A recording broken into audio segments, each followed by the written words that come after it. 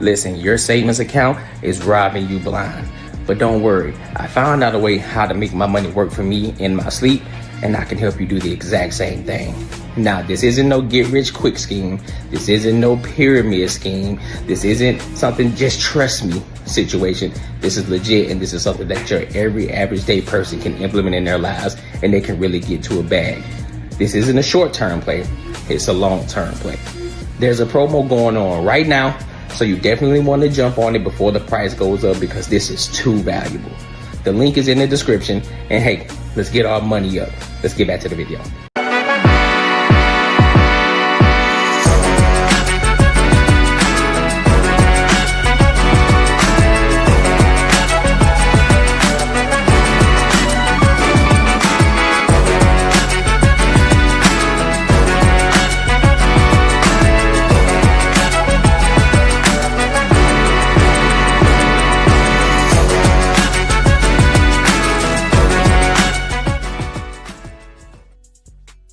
What up, what up, what up? Welcome to another show, one of the dopest shows on YouTube, where we talk about everything under the sun as long as we get back to the money, real conversations, and real solutions. I'm your host, Courtney Edgar. Yeah. Listen, we got some fire topics for y'all tonight.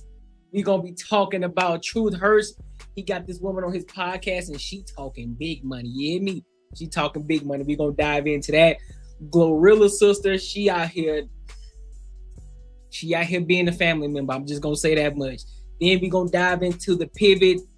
Channing Crowder out here talking crazy, saying some egregious stuff.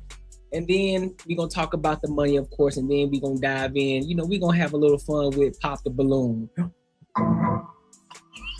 I ain't did a Pop the Balloon reaction in so long, but we're going to do it today.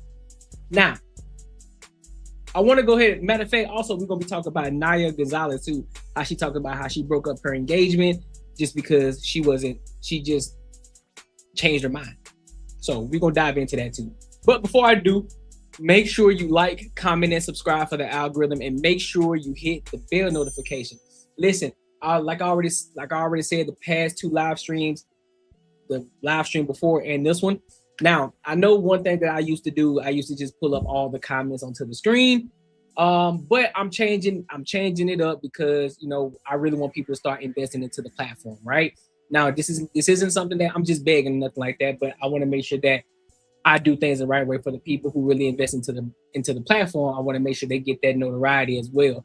All right. So if you want to invest into the platform, be sure to hit that super chat. All right. So let's go ahead and dive in. Let's go ahead and dive into the first topic. I want to talk about Truth Hurts. I want to talk about his podcast. So that was a clip that I saw on TikTok. And there's this lady, she's talking about, I'm single because these men are weak. She said these men are weak. And she's not impressed, you know, and she refuses to go 50-50. Aren't a lot of ladies? What makes her different? All right, but we're going to dive into it. So let's go ahead and rock out.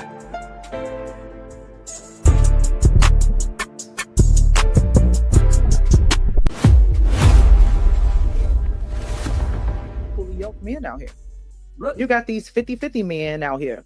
You got these men, what you bring to the table. You got these men that's very sassy. I love this. Yeah, you got these men who ain't men. So yeah, it ain't a whole lot of equally yoked, nothing going on right now. So the 50-50, going 50-50 with a woman, does that make you lesser? Absolutely. I would never, ever in my life, 50-50, do what? Excuse me? No way. Well, what makes you worthy of 100% of the take? Because I bring 110%. And I ain't speaking of money. I'm speaking of energy. I'm speaking of being that helpmate. I'm speaking of that one that's going to speak life into you, that's going to hold you down, that's going to encourage you, that's going to work beside you. But I'm not bringing half to the table. I'm not paying half of the bills. I'm not paying half of the bill. Okay? And I don't think a man is a man if he expects that from a woman.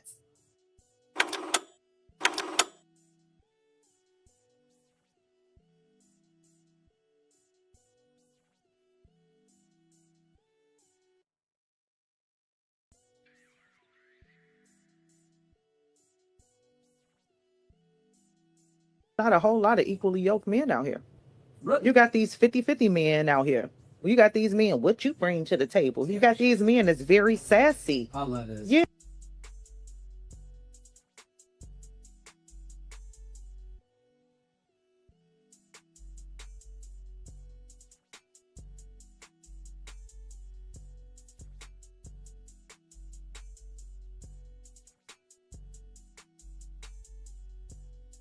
So let me go. I've been talking this whole time and y'all didn't say nothing. So what I was saying was, now we gonna dissect this. She's talking about 50-50. And she's talking about a man is a weak man, right? But here's the thing. The reason a lot of these men are going 50-50, or they even claim, they even talk about going 50-50, is because these modern day women aren't worth doing the 100%, or they aren't even worth a man wanting to level himself up to go to the next level, right? And so this has become a huge problem. A lot of men are, listen, I'm not going to keep giving you 100% of everything, but you ain't doing nothing. So this is where this whole question of what do you bring to the table? Why is it that me as a single man, I'm making money, I'm living life, I'm doing my thing. What is it about you that would make me want to leave this dating market in order to commit to only you? What is it about you that makes you different from any other woman out here on this earth? See, these are the questions that a lot of women don't want to answer. A lot of them can't even answer. That's why they don't even like the damn question, because they don't have a valid answer. So they'll say surface level shit, or they'll say something that's so broad that you can place anything. So she said that I'm a woman that I speak life into my man. Okay. How does that help? Where and how does that help? But she said, I work alongside my man. What does that mean? What does that entail? Dive into it a little bit. What does that mean, you work alongside him? What does that mean? What does that mean? I don't understand that. You got to make it make sense to me. So therefore, if you add value, what is it about you that makes you different than any other woman out here on this earth? What is it that makes you different? What is it? Are you able to gauge and process and understand, like, okay, well, this is what this man is doing right here, and this is where he's going? Because because like I always say, you need to have the hard question. You need to have the hard conversations up front instead of later on having a hard conversation. You know, what's your 5-year, what's your 10-year plan? And so while you're asking these questions, this is why it's important for a lot of women to also get to know men as well, instead of a man always trying to get to know a woman, and it's always one-sided. When you're having these hard questions, when you're answering these hard questions, now you get to gauge and observe how you can fit into that person's life. So prime example. So if this man is telling you, hey, listen, I got a plan, you know, I'm working a 9-to-5 right now, but I plan to be a full-time entrepreneur by year 5. This is what I'm doing. This is what I plan on doing by year 1. This is where I need to be by year 2. This is where I need to be by year 3. This is where I need to be by year 4. And so while you're listening to him and he's explaining where he's trying to go, you need to figure out how you can help and add value to him. One of those examples is, maybe let's just say you don't have the skills in order to add value in that way. But you know what? I'm really rocking with this dude. I'm rocking with him. I think I can fuck with him. Or let's just say you do have the skill.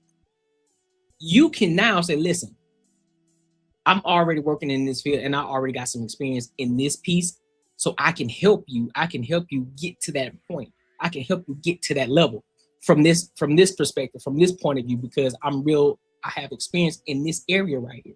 So therefore I can help you implement what I know into your business to help you and help you catapult forward.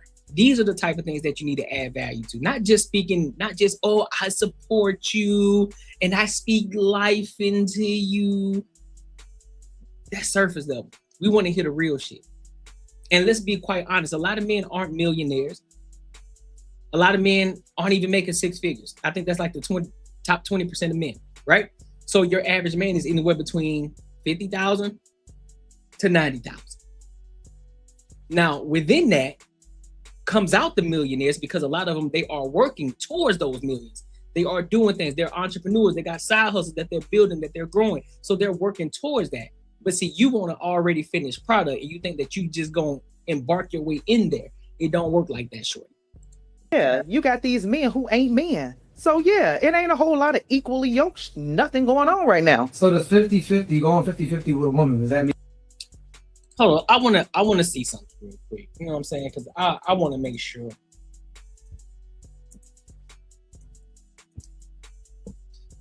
So the term equally yoked, right, that she used twice already. Equal yoke refers to a partnership, often in marriage or relationship, correct, where both individuals share similar values, correct, beliefs, correct, and goals. Yes, it is derived from the biblical passage in 2 Corinthians chapter 6, verse 14, which advises against being unequally yoked, with non-believers being equally yoked, emphasizes the importance of having a shared faith and purpose, which can lead to more harmonious and supportive relationship, right? So, understood. So she's using the term properly, right?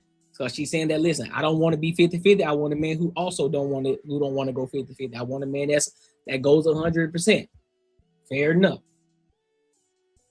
If you less of Absolutely. I would never, ever in my life 50-50 do what? Excuse me? No way. Well, what makes you worthy of 100% of the take? Because I bring 110%. And I ain't speaking of money. I'm speaking of energy. I'm speaking of being that helpmate. I'm speaking of that one that's going to speak life into you, that's going to hold you down, that's going to encourage you, that's going to work beside you. But I'm not hold him. How you gonna hold him down? So what if the case? Let's just say that this high earning man who's making 6 figures, right, or who's making enough that way that you can maintain your lifestyle as well as he can pay 100% of the bills. Let's just say he loses his job. What you gonna do then? Are you gonna leave him? Are you gonna stay? Are you gonna work alongside him? What is it? Are you gonna support him? What does that look like? What does it look like in an event that happens? Because y'all see what's been going on. People been getting laid off like crazy. And it can happen 9 times out of 10, unless you got one of those jobs that people need you and they're calling you to get you to their job, that you have a skill that everybody wants. Unless that's the case, 9 times out of 10, sometimes it just happens to the best of us. You lose your job. You get laid off. What do you do then? What do you do?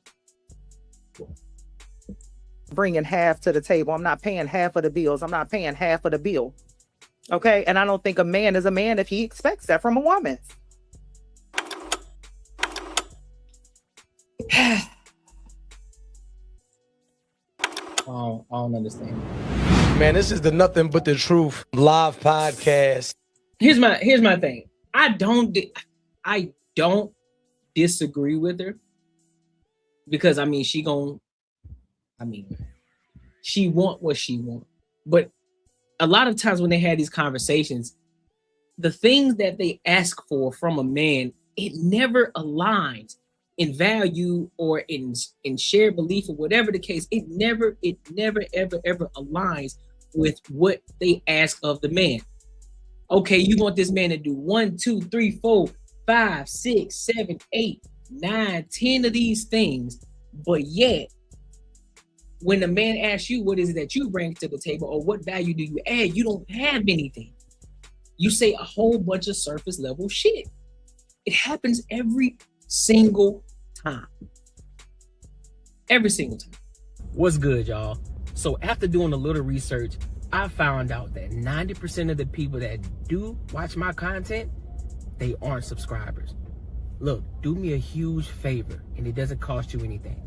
Go and hit the subscribe button right now, because then it tells me that you are gaining value from this content, as well as I look at it as an investment into the platform that allows me to continue to keep getting better and better with my content. So if you've gained any value here, go and hit the subscribe button right now. I appreciate you. Yes, sir. Yes, sir. So make sure you like, comment, and subscribe for the algorithm, and make sure you hit the bell notification. All right. So I want to go ahead and tap over to Nia Gonzalez. We're talking about relationships. Let's talk about Nia Gonzalez. And she has a YouTube too. I also go check her out. Go check out her platform. She got a YouTube channel, and I also put the link of this video in the description as well. So go check that out. All right. So I want to hear what she got to say in regards to what's her reasoning as to why she broke off her engagement. I want to hear the context. I want to hear the full detail. You know what I mean? So let's go ahead and lock in.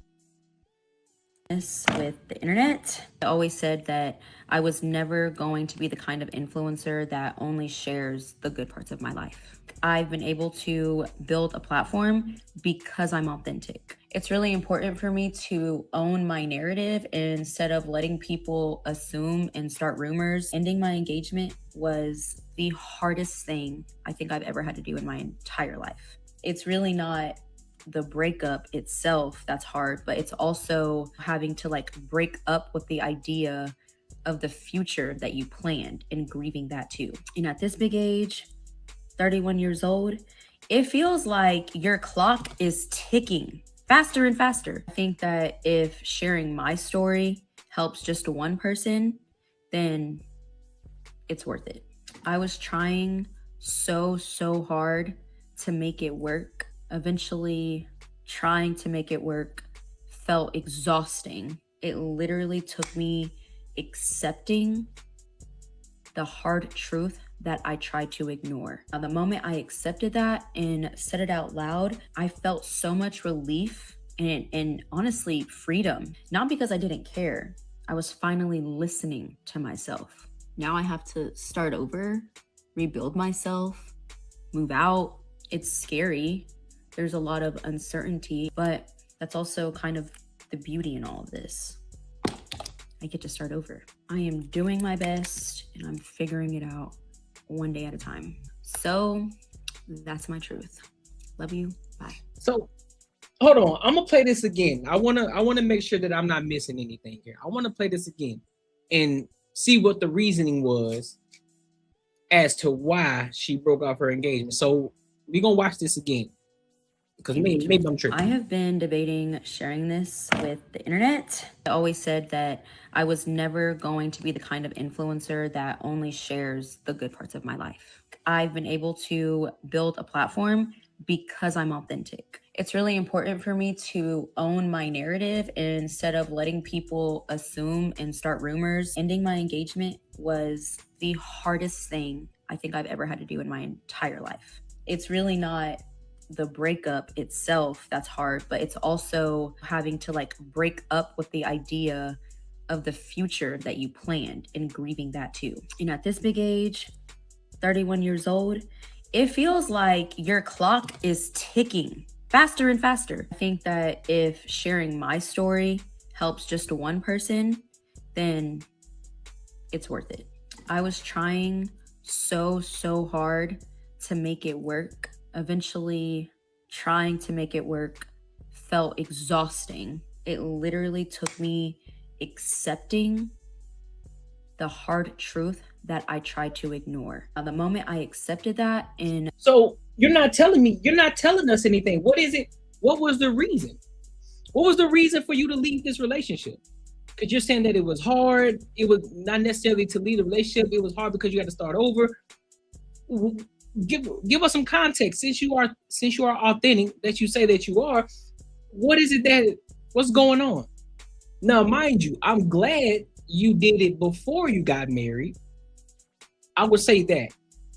At least you realized it before you got married, and then you're breaking up a home, right? But my thing is this though. Why did it take so long for you to figure out that you didn't want to be married? Who was in your ear? What were you listening to? What were the things that were being said that kind of sparked a light bulb in your head? Like, I don't think I want to get married. What was it? I'm genuinely curious. I'm not talking bad about you. I just want to understand. I'm just trying to understand something. I truly want to understand what's going on. because it just sounds like a bunch of word salad. I'm gonna be 110% honest with you. All of it sounds surface level. Now I get it. It's content creation. You know, you gotta leave a little bit of mystery behind it. You know what I'm saying? For the engagement, for people to talk. But okay. Did you give the ring back? I'm curious. Said it out loud. I felt so much relief and honestly freedom. Not because I didn't care. I was finally listening to myself. Now I have to start over, rebuild myself, move out. It's scary. There's a lot of uncertainty, but that's also kind of the beauty in all of this. I get to start over. I am doing my best and I'm figuring it out one day at a time. So that's my truth. Love you. Bye. I'm on the fence. I'm on the fence about this. I really am. I'm on the fence. I'm 110% on the fence about this. What else? No. And the reason that I am on the fence about this is because I can't blame her because she wasn't married. She was engaged, but they weren't married. So that knot wasn't tied yet, right? And she said that she feels as if the clock is ticking. But I mean, you're only 31. Let's be real. Now, that also depends on, do you want to have children at any point in your life?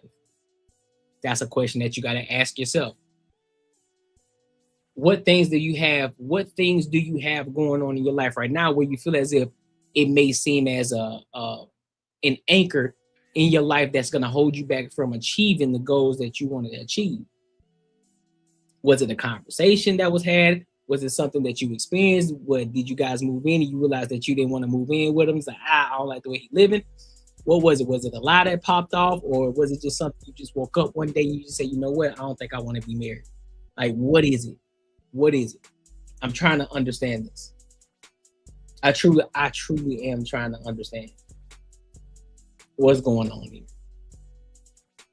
Because one thing that I know, and studies have shown, that if you're doing this because you think that you can make it in life on your own, cool, do your thing. But you do know you become 3 times more successful when you're married versus when you're single. Financially, 3 times more successful when you're married versus when you're single. Now I know there are a lot of single people like, well, I'm single, I did it. Cool. Now 3x it if you were with somebody. Now equally yoked. 3x it. If you're making 100,000 and you 3x it, guess what? That's 300,000. It's pretty good, isn't it? More money, more money. Just saying. But hey, shout out to her though. Shout out to her, and you know, I wish her the best on her endeavors in the single life. I hope that she gets whatever it is that she's looking for and whatever it is that she wants in life. And I am glad that she did it before they actually got married and then come to the realization, you know, they married 11, 15, 20 years and all of a sudden she realized that she was in the wrong place type shit. You know how a lot of these people are doing right now, being in these damn long ass marriages, and all of a sudden they want to get a divorce. Yeah. So I applaud you for that. I applaud you for realizing it before you actually tied the knot. So shout out to you, man. Shout out to you. But make sure you like, comment, and subscribe for the algorithm, and make sure you hit the bell notification, dog. Aight? What's good, y'all? So after doing a little research, I found out that 90% of the people that do watch my content, they aren't subscribers. Look, do me a huge favor, and it doesn't cost you anything. Go and hit the subscribe button right now, because then it tells me that you are gaining value from this content, as well as I look at it as an investment into the platform that allows me to continue to keep getting better and better with my content. So if you've gained any value here, go and hit the subscribe button right now. I appreciate you. Yeah. Listen, make sure you like, comment, and subscribe for the algorithm, and make sure you hit the bell notification, all right? So And also make sure you tap into the super chats as well. Support the platform, support the platform, support the platform. My dog. Let me read these comments real quick. Oh yeah, I absolutely did. I sure did. Got this thing cut, you feel me? It sure did. I'm coming up on a new haircut, need one in a minute. But yeah, I appreciate you. All right, so I want to go ahead and move over to this next topic. Let's talk about Glorilla and her sister. Let's talk about this nigga. Let's talk about this nigga right now. Let's get into this shit. Apparently, Glorilla's sister has. This is so stupid though. Glorilla's sister has started to make some noise because she believes that her sister Glorilla, I think they're twins, maybe. And she's upset because Glorilla ain't giving them no piece of the bread. She ain't giving them nothing, not even $1. She ain't giving them nothing, and her sister's pissed off about it. So we gonna dive into it, and then I'm gonna give my thoughts and I'm gonna give my opinions as well. All right, so let's go ahead and lock in.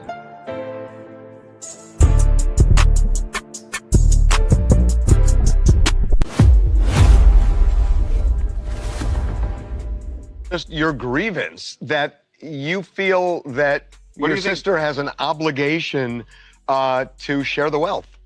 Hey, yeah, she got an obligation to share the wealth. We sat here, we struggled together. Took baths and bottles of water, rest, roaches, all that. Yeah, she obligated. Them friends obligated. She doing everything for them. So yeah, I feel like I'm obligated. What is it you think she's not doing for the family? What is the, you're making it sound like there's a real financial hardship. Describe what you're talking about. She's not doing nothing. She's not doing nothing for family at all.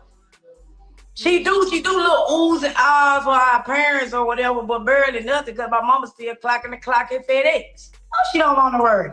Gloria got y'all believing this fake ass, imaginary ass thing where she retired them. No, she did not. My dad retired because his time was up.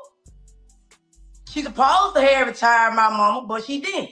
My mama still clocking the clock at FedEx. Why does she owe it to you to support you and to support the family beyond what she wants to do? It's her money, right? Because don't go on no interviews, talk about our struggle. You want to do that. That's not right. You don't sit here and talk about struggle, sit here and struggle with. It's not one sibling, you got 9 other siblings. Hold on for a second. So you telling me, this is what you're telling me.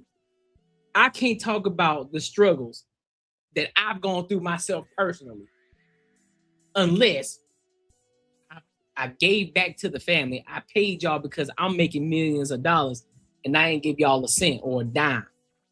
So I can't talk about the things that I went through in order to get to where I'm at.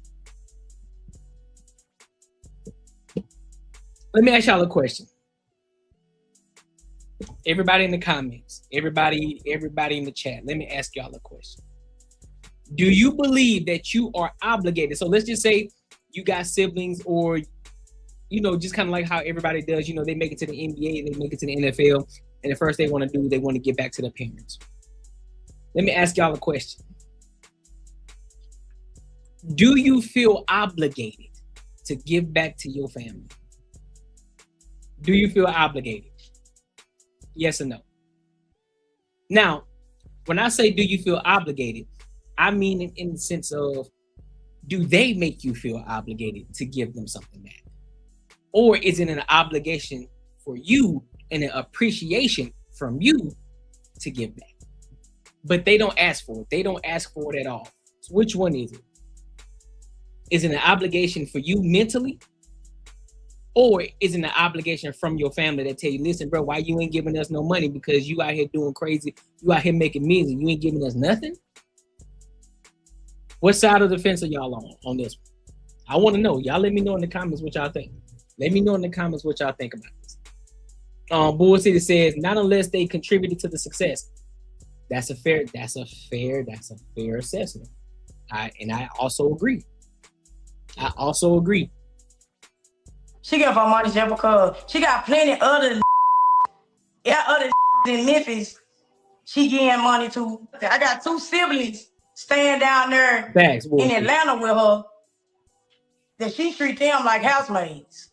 Y'all keep on painting this picture like she's just a good person, an upright person.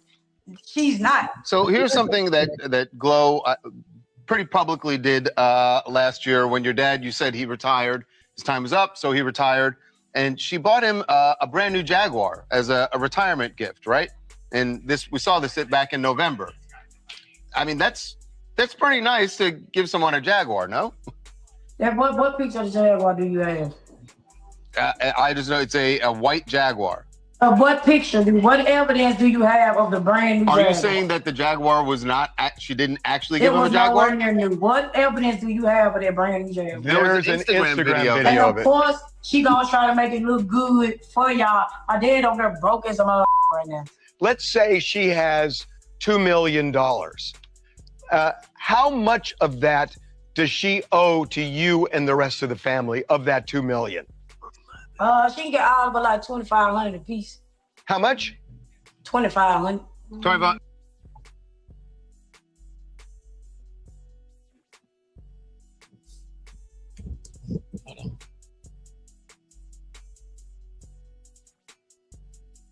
Just give me a sec. Just give me a second.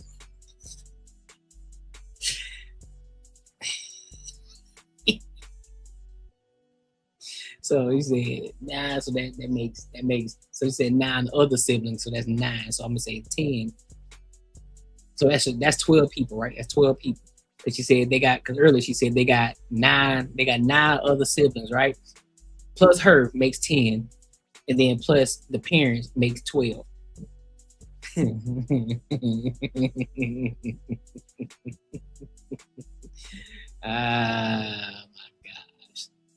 So that's 30. So basically, she owe y'all $30,000.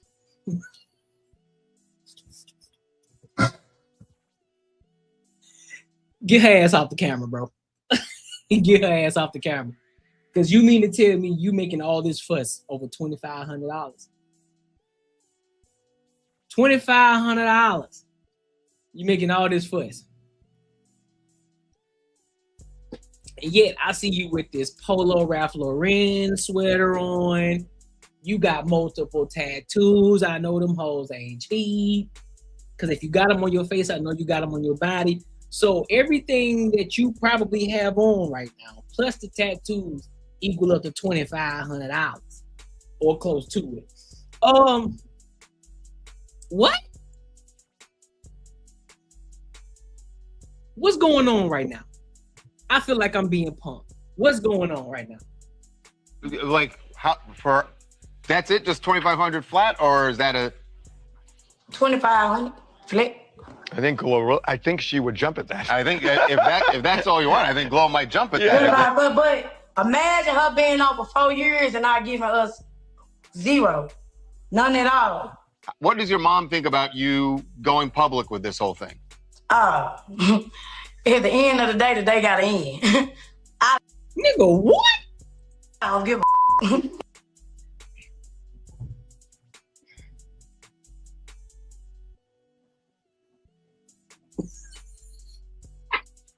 Niggatromics.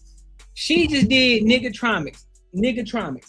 12 people. She said she owe the family $30,000.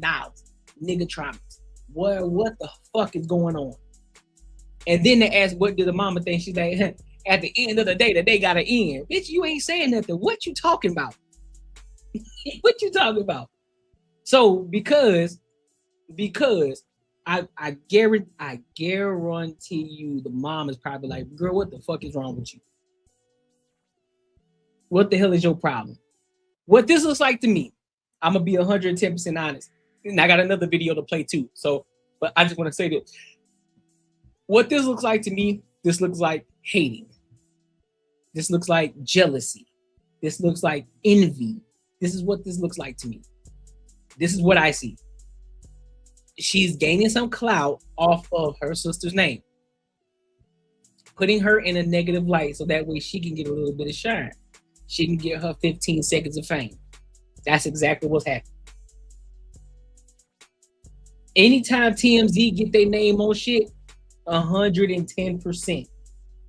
That's what it is. Oh, I'm the sister of Glorilla. She ain't paid none of our family. She owe us money. What you mean? And of course TMZ gonna jump on it. Of course TMZ gonna jump on it. Hold on, let's go to the next one. Watch this. Just together July, you ain't say none of this. Bitch, if all y'all hoes want to sit here talking about we were just together July, let me tell you the backstory on that. My mama snuck me to the show. That's the first show I've been to since she done hit. Fuck y'all want to talk about some motherfucking man. I was at the show. I got snuck to the show. Fuck me and the fat bitch April. Oh God, we got snuck to that motherfucker. Y'all want to talk about motherfucker ain't obligated. How she not obligated to do shit for us if she on interviews telling folks Brett Roaches, she got Rambo motherfucking ass riding new Cadillacs and shit. Then he want to sit here and make a status and say some motherfucking, she went down. What y'all talking? Bro, who was homeless? Gloria was never homeless. Who was homeless? She was not homeless. Fuck, then y'all want to sit here and talk about some motherfucker. She bought my daddy a motherfucking Jaguar just to look good, and that man broke as hell with a house full of roaches in South Haven.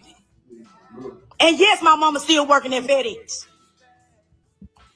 Fuck. Wait, did she just say, hold on, didn't she just say that they bought, did she just say that? She just admitted it. Hold on, make sure I'm not tripping. Let me make sure I'm not tripping. Fuck, then y'all want to sit here and talk about some motherfucker. She bought my daddy a motherfucking Jaguar just to look good, and that man broke his head. She bought my daddy a Jaguar just to look good. So she did buy him a Jag. She did buy him a Jag. But what we just heard on TMZ, you saying where the picture's at. You saying where the picture's at as if it wasn't true. But you just admitted in your live that he did. That he did get a Jaguar. That was gifted by Glorilla. Interesting. With a house full of roaches in South Haven. And yes, my mama still working at FedEx. And for that not Marco, for that Tula bitch, ho, this ain't got shit to do with you. Gonna be in the backup dancer, ho. Fuck, y'all sitting here trying to come to justify her. She got 10 siblings. 10 siblings. 10. So my math was correct. Not 1, not 2, not 3, not 4, not 5. She has 10 siblings. Autistic siblings. Gloria has been on for 4 years. 4 years. The only relatives y'all have seen, and that's really because y'all brought me out because I look just like her. On God. Y'all want to know when I was her sister because y'all can sit here and say she tried to sit here and hide us and do all this shit to try to save us. That bitch don't do shit for us. I haven't got a red cent. My brother, I got 2 siblings staying down there with her. 2 siblings. One of my brothers called my mama, asking her for $40 to pay his phone bill. You got Rambo riding in nice cars. That's not our cousin. He riding in nice motherfucking cars. You damn right I'm obligated to something.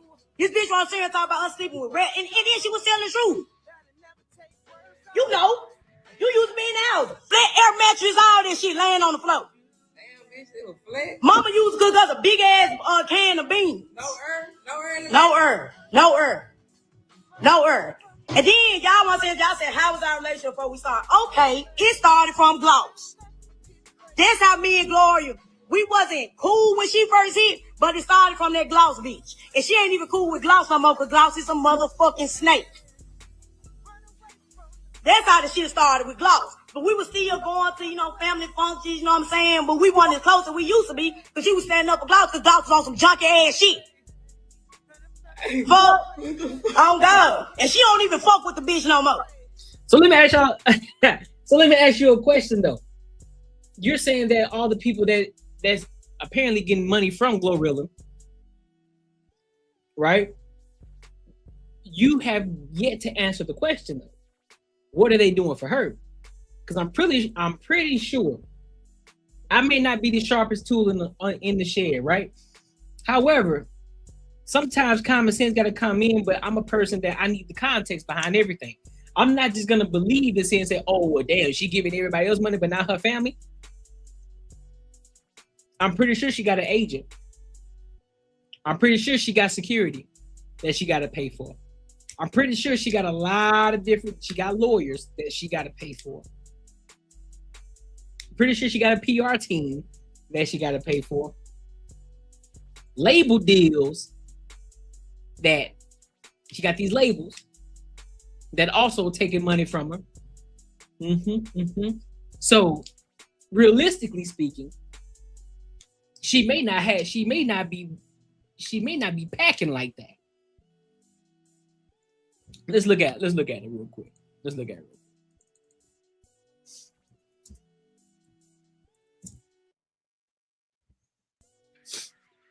And listen, you gotta take this with a grain of salt too. Glorilla has estimated net worth of $5 million as of 2026. According to multiple sources, she rose to fame in 2022. So you take all of that into consideration, minus we ain't even mentioned taxes yet. So she also got to pay taxes on that $5 million. Let's just say that she got $5 million, because we know that ain't the truth. That they ain't gonna tell you how much she actually make. But let's just say $5 million. You still got to pay taxes. You got to pay lawyers, PR team, labels, agents, security, wherever home she stays at, and any other miscellaneous things that she probably got to pay on. And you telling me that she's obligated to pay you $30,000? $30,000. Wow. And then, mind you, that doesn't even say that if she might even have investments. Who knows? We don't know. But we just gonna go based off of the surface level things that you typically would have as an artist.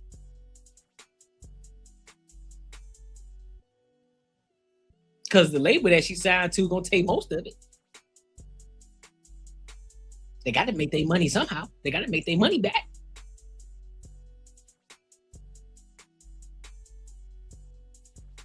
Let me see. Let me make sure before I put my own foot in my mouth. Let's see. Is Glorilla signed to a label? Let me see first.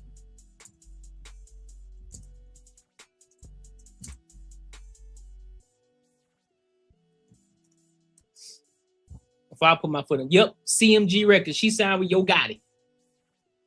So I know Yo Gotti getting some money up out of it. I know. So this is, man, boy, I'm telling you, it be the ones closest to you. Now I'm sick, bro. I'm sick of, you know what I'm saying? Y'all glorify this bitch. My mama still mind doing the clock and motherfucking FedEx. Now, the rent shit was about a year or two ago. Gloria blocked my mama. Had her going to go try to get a loan. Out of all my siblings, see, my mama got on her high horse, but Gloria was fucking with her. Gloria fucked with my mama. But that money got low. And when the money got low, Gloria got ghosts. All of my siblings was not finished because my mama got on her high horse, was treating us like, you know what I'm saying, because Gloria was you beefing with your siblings for what? We ain't did shit to you. Why is you beefing with your siblings? It's 10 of us and you don't do nothing for none of us, bro. Come on, bro. And then y'all stupid motherfuckers on here talking about she not obligated to do shit for nobody. That bitch is obligated to do shit for all of us. No, she not. Fuck, that hoe obligated. No, she not. No, she not. Oh, geez, that hoe obligated to do something for every last one of us. No, she not. We see this motherfucker eat canned beans and shit. On the floor. So literally taking baths out of bottles of water, bro. Literally taking baths out of bottles of water. Lights off. Fat ass rats. Roaches. All types of shit. How she ain't obligated to do shit for us? But you want to sit here and talk about our fuck. How the fuck she ain't obligated? That hoe is obligated. Motherfuckers like y'all let her believe she not. You sitting there done got the other nigga riding around in cars and this and that and the third. Come on now, bro. That shit ain't right. What's I good, give a fuck y'all? about what. So after doing a little research, I found out that 90% of the people that do watch my content, they aren't subscribers. Look, do me a huge favor, and it doesn't cost you anything. Go and hit the subscribe button right now, because then it tells me that you are gaining value from this content, as well as I look at it as an investment into the platform that allows me to continue to keep getting better and better with my content. So if you've gained any value here, go and hit the subscribe button right now. I appreciate you. None of y'all motherfuckers gotta say. Oh my God, we sitting there when we didn't have the cans of beans to eat, we was eating ketchup sandwiches. Muscle boys. Fuck, how you could have bought mine? I don't give a fuck. I'm obligated. And y'all talking about she really got the bitch ain't been giving me nothing, so why should I give a fuck now? Why should I give a fuck she ain't giving me shit now? It's been 4 years. How the fuck my brother staying down there calling my mama for $40 on the phone bill? My other sister staying down there trying to get some shit on Temu. And they staying with Glory. What? What? What we talking about? I'm sorry. What the fuck are we talking about right now? How is she obligated to pay y'all anything? Now, mind you, let me take a step back real quick. Let me be clear about this, right? When the Courtney Edgar show blows up, because it will, when we got brand deals rolling out the ass over here, and the numbers are going up, the subscribers, the watch time, the money on the back end, all that shit that we gonna be making, right? Not my brother, not my parents will call and ask me for anything. Nor would they look at me as, oh, he's obligated to pay us something. Not even my brother. He's like, oh, Dad, you gotta owe me something, bro. Like, you obligated. No. However, on the contrary, because I'm very appreciative of my brother, my parents, I'm willing to break bread with family. I'm willing to give back to the family. I'm willing to do that. And I appreciate you, Danielle. I'm willing to do that. But I'm not obligated to do nothing. Absolutely not. Especially, and this only goes for family and really close friends. Close friends, family, and of course, immediate family, right? Anybody outside of that, nah. It's a no. Don't even think about it. Not cousins, nobody. Don't act like you obligated for shit, because I'm not obligated to do a damn thing. And even within the circle, I'm still not obligated to do it. But because that's not the person that I am, I'm gonna break bread with people. But no, I'm not obligated to do nothing. I'm not obligated at all. Let's get that shit correct. But in this instance, you got to be some sort of envious, jealous, hateful of the fact that if anything, you should be your sister's biggest fan right now. If you're not your sister's biggest fan, what you should be doing is finding the skill so that way your sister can fucking hire you. So you can go make bread and she can pay you. And then you can go give back to the other eight siblings that you got and your mom and daddy. That's what you could do. Go and develop a skill. Go and find something where she's lacking. Go find some shit. Go be a content creator for her. Go do something on the back end for her that can help her grow and help scale her and scale her brand. You can do that. But you're not doing that. But instead, you decided to go on TMZ, go on these live TikTok streams and talk shit about your sister. You supposed to be family. You think that she's fucked up. You more fucked up than her. You are more fucked up than her.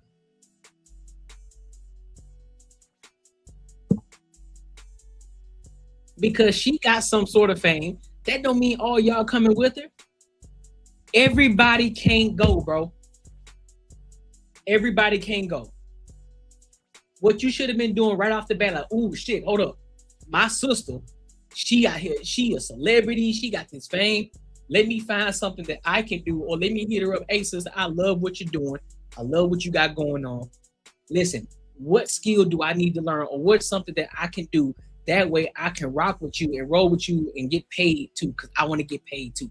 I don't want to take away from you. I want to get paid. I want to do something that's valuable to you, that's going to help you grow, that's going to help you continue to keep rising to the top. How can I help you?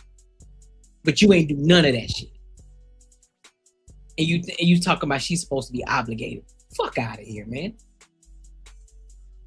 But she got all these motherfuckers around her. Sanchez wants you get your ass beat, and you brought her back. Sanchez wants you get your ass beat. Talk about that when Kalia stomped your ass. And now you're talking about fighting. But you brought this bitch on the stage with you. Fuck, you want to talk about some shit? The Sanchez bitch? Yes. I'm talking about what the fuck I want to talk about. Princess, don't be starting this. But we not obligated. But we not obligated. Y'all talking about you just could have reached out to her. How many times have I reached out? I reached out to this bitch twice. I reached out to this hoe twice. In 4 years? Twice. In 4 years? Got a brother working at TJX. I got a brother who been seeing this motherfucker man suffering. But you got the next nigga at weed farms and all this shit. You got the next nigga doing this. But you want to sit here and talk about our struggle. And bitch, you was not homeless. You was not homeless before you hit. Stop lying. You could have stayed with my mama or my daddy. You just wanted to be fucking all damn day. And they weren't going for that shit. Let's be real. You was not homeless. Fuck.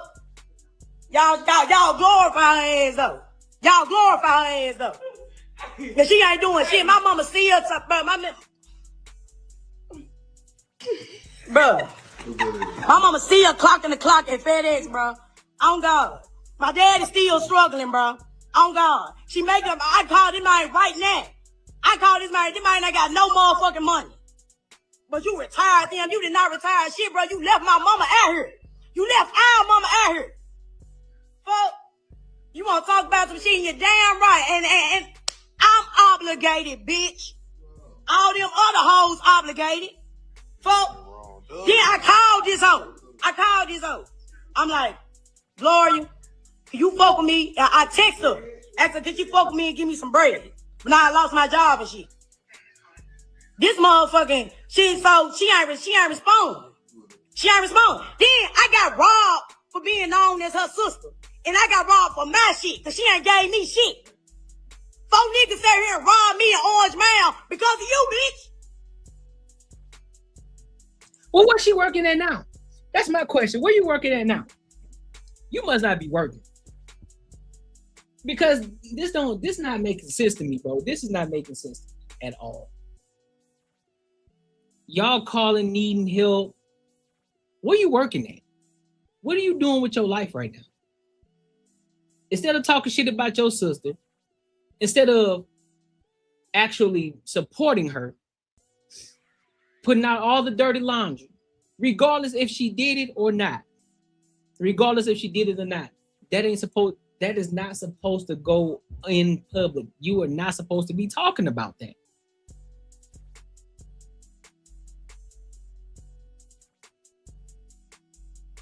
It be your own people, dog. It be your own people. When they get a little hate and they get a little jealousy, all that envy kicks in, because like, how this bitch making and I didn't.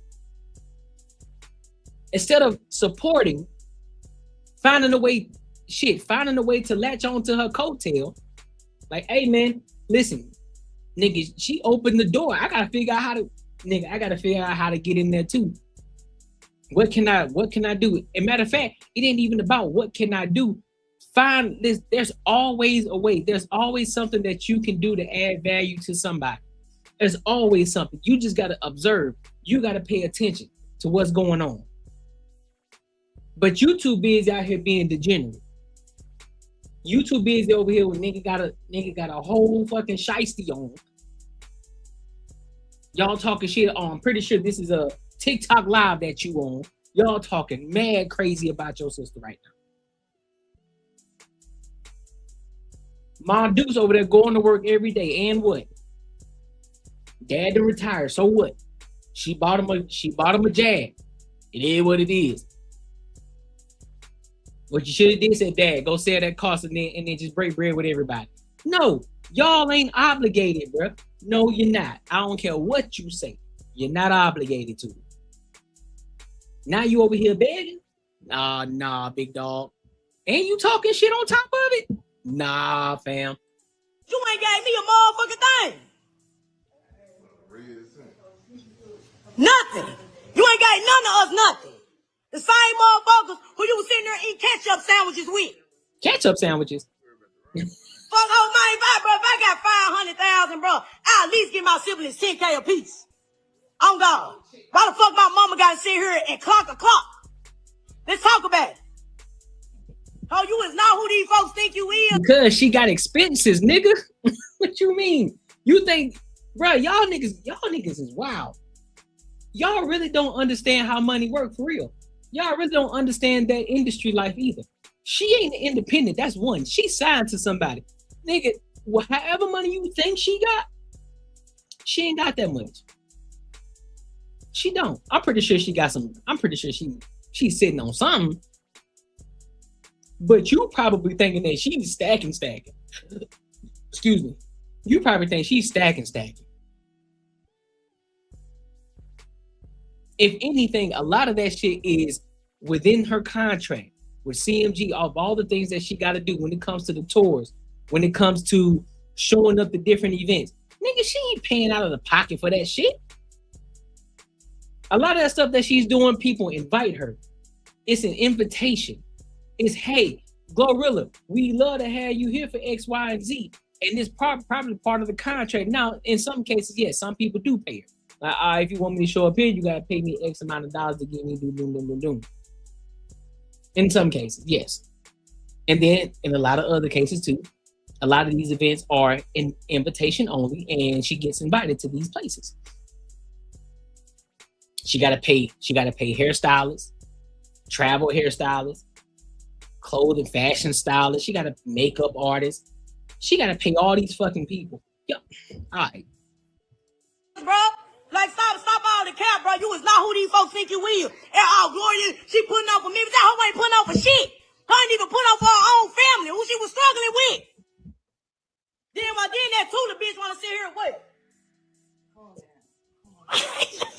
Calm down. Turn me down. Turn me up. Then you got the Tula bitch. You got motherfuckers who she fuck right, with. Sitting there one sitting talking about some, I wouldn't fuck with them either. I wouldn't fuck with you. Bro, if y'all came up in the fucking house, that was some real shit.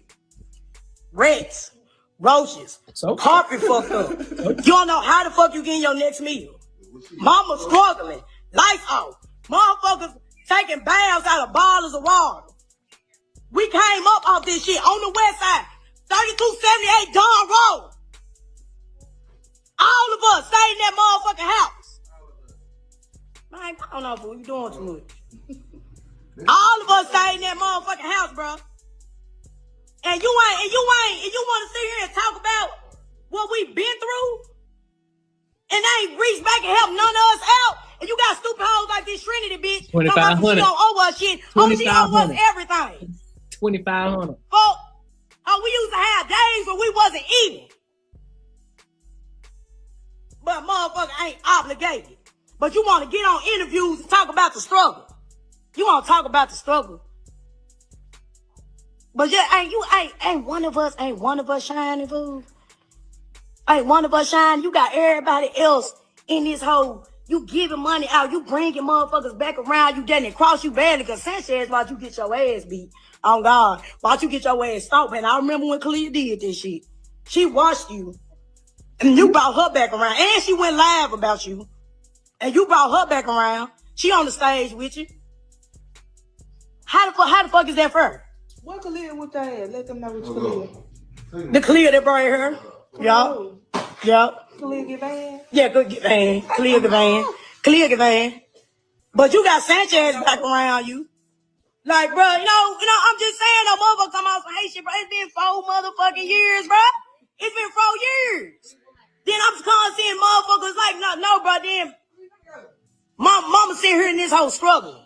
Y'all thought she bought a house. She did not buy my mama no motherfucking house. Stop lying. She did not. She bought my daddy a house with his trick ass. And then he got the smallest house on the block. Fuck, talking about she. I'm sorry. When did beggars become choosers? So she bought Pops a Jag and a house. So that let me know who she fucking with and who she ain't. Cause she just said that she was fucking with him. She was fucking with the mom for a minute, giving her money until mom got on her high horse, and then I guess Glorilla cut her off. So you mad? So here's the thing. You saying that both of your parents is broke. Could it be? I'm just spitballing here. You know what I'm saying? Just spitballing. Could it possibly be the money that Glorilla was giving the mom? Could it be that the money that Glorilla was giving the Pops? They probably just blew that shit. They probably just blew the money. Didn't invest it, didn't save it, didn't do nothing with it. They just blew it, had a good time. Because they've been working all their life, and I'm pretty sure they say, man, I deserve this. I deserve to treat myself. I deserve, y'all know how people be talking. It's kind of just like when you win the lottery, right? You win those multi-million-dollar lottery. Next thing you know, within the 2 to 3 years, you back broke again. Could it be? And now you got sister over here hating.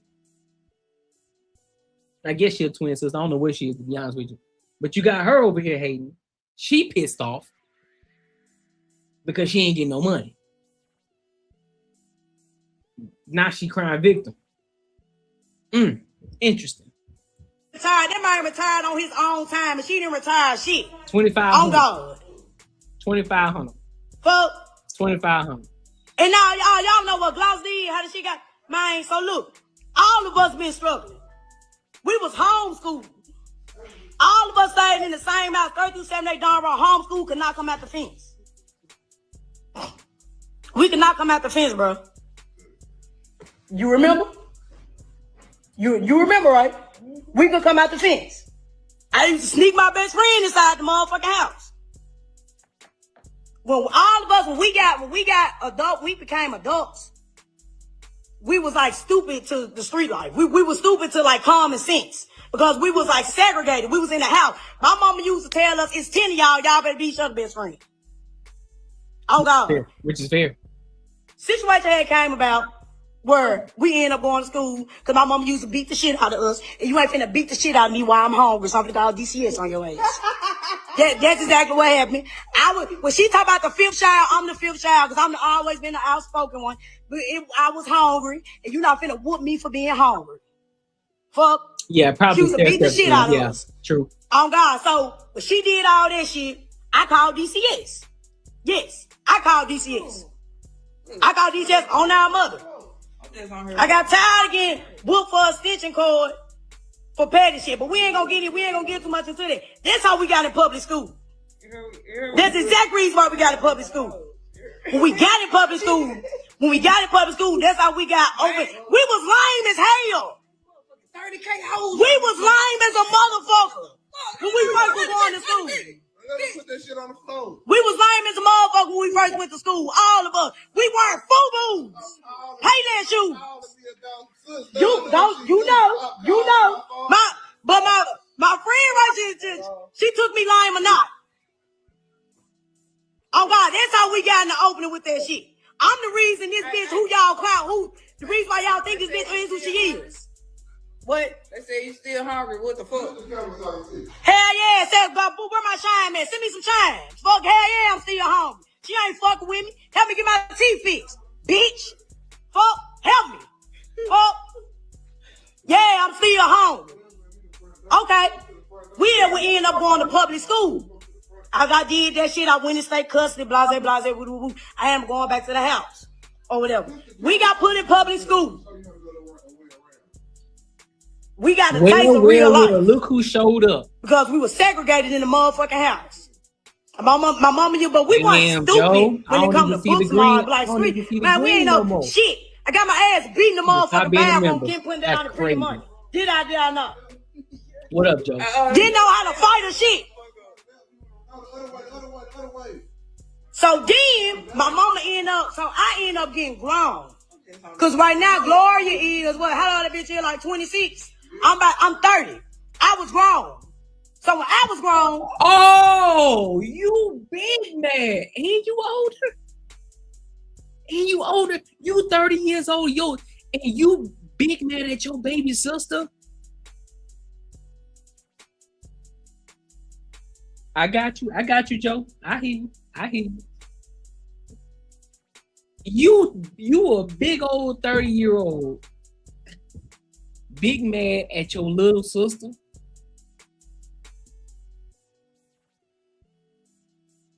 You mad because your little sister got the shine and you didn't? That's what you mad at.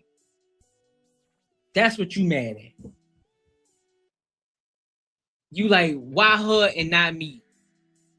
That's what it sounds like. Why her and not me? And it shows why. It shows exactly why. What you mean he? That ain't no he. That's not a he. That's a she. That's a she.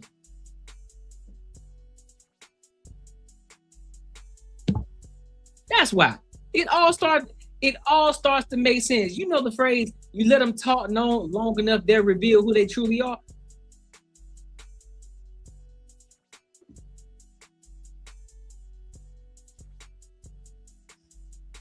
I was at the house because I was constantly rebelling against my mama, all this shit, blah, blah, blah, blah, woo, woo, woo.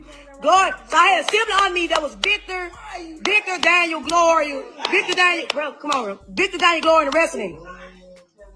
So when all that shit had happened, my mama could not handle by me going to the state. I was a daddy's girl. My daddy took me out the house. Him and my mama ended up breaking up after that shit. I was saying my fat, nasty ass Uncle Johnny with his fake motherfucking ass. And bitch, I'm expose you too. I was saying with his fake ass. I was saying with his daughter and all that shit.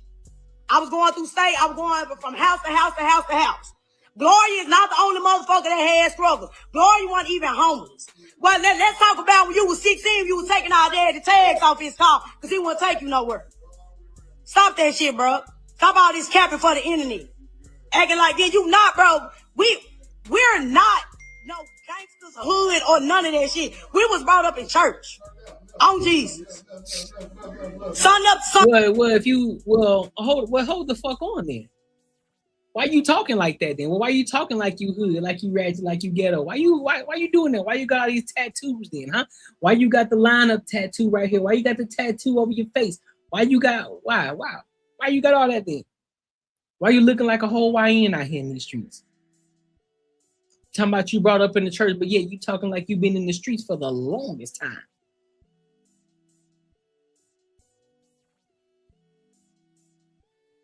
And that's probably why. And it's going to show, because didn't she say that she wasn't fucking with her? Didn't she say that Glow wasn't even fucking with her at a point in time? So that could be it. So she probably didn't fuck with you. So that's probably why you ain't getting nothing. And again, I'm gonna continue to keep saying it. You hooping and hollering over $2,500. $2,500. If anything, if you're gonna make all this noise, my G, you should at least be hollering for at least $100K, at least. But you said, all right, Joe.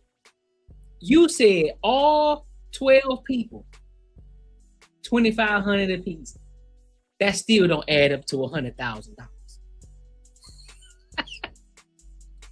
I'm down reading the Bible. I know the Bible like the back of my hand. I don't know why I'm the way I am now, but that's just how it is. So when Well, that When answer my that. motherfucking ass, when I was out, so my mama started struggling real bad. My dad ended up leaving. He a sorry ass nigga. My dad is a sorry ass nigga.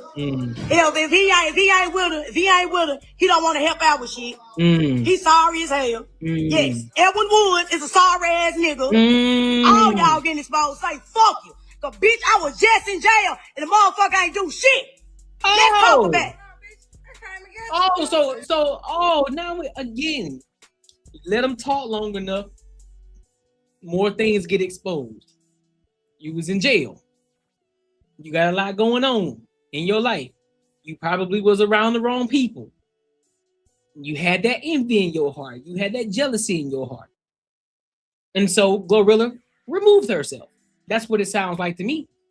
So now you feel some type of way and you think that she should fuck with you because she used to do things when she was 16 years old. All of us did stupid shit when we were 16 years old.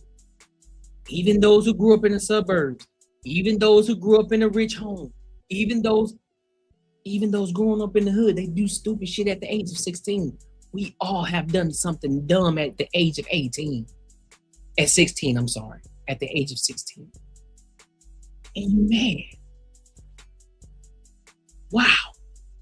That's crazy. Yeah, you came. Oh, we're gonna put everything on the floor. Fuck. He's a sorry ass trick. My daddy, yes. So when he ended up leaving, my mom was doing shit on her own. Well, my mom was doing shit on her own.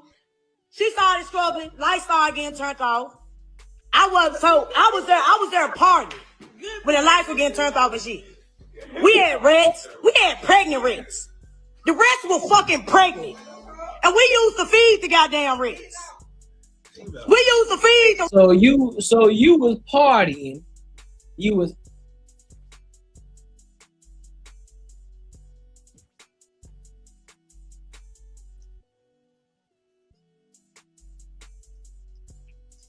out there partying, having a good time, while your mama's at home struggling. Now, let me say this. Let me say this for the record. Depending on your age, if you was a teenager, meaning, in between the ages of 13 all the way up to 18, and you're still in your mother's house. Now, one thing I would not say, you are not obligated to help your mom. You're not, because you are the dependent, supposed to be. You know what I'm saying? You are the dependent. And you depend on your mom to take care of everything in the household because you are their responsibility. All right? However, on the contrary, while you was out there partying, lights were getting turned off. Considering the fact that you was of age and old enough to work, why weren't you doing that? Listen, bro, I'm just saying, I know things happen, but I gotta make sense. I gotta make sense of it. We don't know how old she was or wasn't. She said she was out there partying. She gotta make sense of the situation. But I said what I said, though. Rats. Man, imagine you sleep in a big ass cockroach hitting you in the motherfucking face. Goy remember it, because she talks about it. She remember it. Nicole, what did you say? Damn, eating booty bread. Booty bread? Fuck, bro, y'all don't see, that's what I'm saying, though. Y'all was trying to talk about motherfucking not obligated. Y'all don't know everything we've been through. Like, motherfucker was in that hole. Mama was strict as hell and not feeding us. The fuck? Yeah, no. You strict as hell and not feeding us, bro. Yeah, no. But I ain't saying this because she could. Well, she could have made a better life for her kids. She could have made a better life for her kids. Not booty bread. But when we was like real deal in there, I'm talking about eating Taco Bell packets. No. Eat ketchup packets. Algorithm Hey, Jim. all that. So, Gloria, you know all this struggle we've been through. How Yes, we sir. used to sit here and What's hate up, my our guy, mama, Jack? fool. Because not only was she taking care of us, when she fell down hard times, she had so many kids, but then she was segregating us. You know that. And we got out of there because of what I call DCS. That's how the fuck we got out of there. We're going to be anything. We're going to be for real. Yes. And your sorry ass dad the one doing shit. He knew the lights was out over there. Just because him and my mama had shit going on, he ain't pay no motherfucking bills. But man, y'all don't know, man, water heater out. All that shit got to boil water and put it in the tub to take a bath. Glory, you know about that shit. But we did had to eat beans and oatmeal. And she not obligated to do shit for us. She not obligated to do nothing for us. Walk around with Payless shoes. My mama sitting here getting all the motherfucking foods out to the pastor because she fucking them. You want to really talk about it? And you struggle with us? And you don't be. Like, come on now. And I don't give a fuck about what none of y'all dicks saying. Fuck you, too. I mean, yeah, fuck you, bitch. I don't give a fuck about what none of y'all gotta say. Because the fuck I'm getting tired of shit. Okay. We forgave our mama that shit. My mama was struggling so motherfucking bad. She had to, it was Victor, Daniel, Gloria, Milk, and Joshua. 5 kids. 5 kids. My mama struggling so bad, they going to school.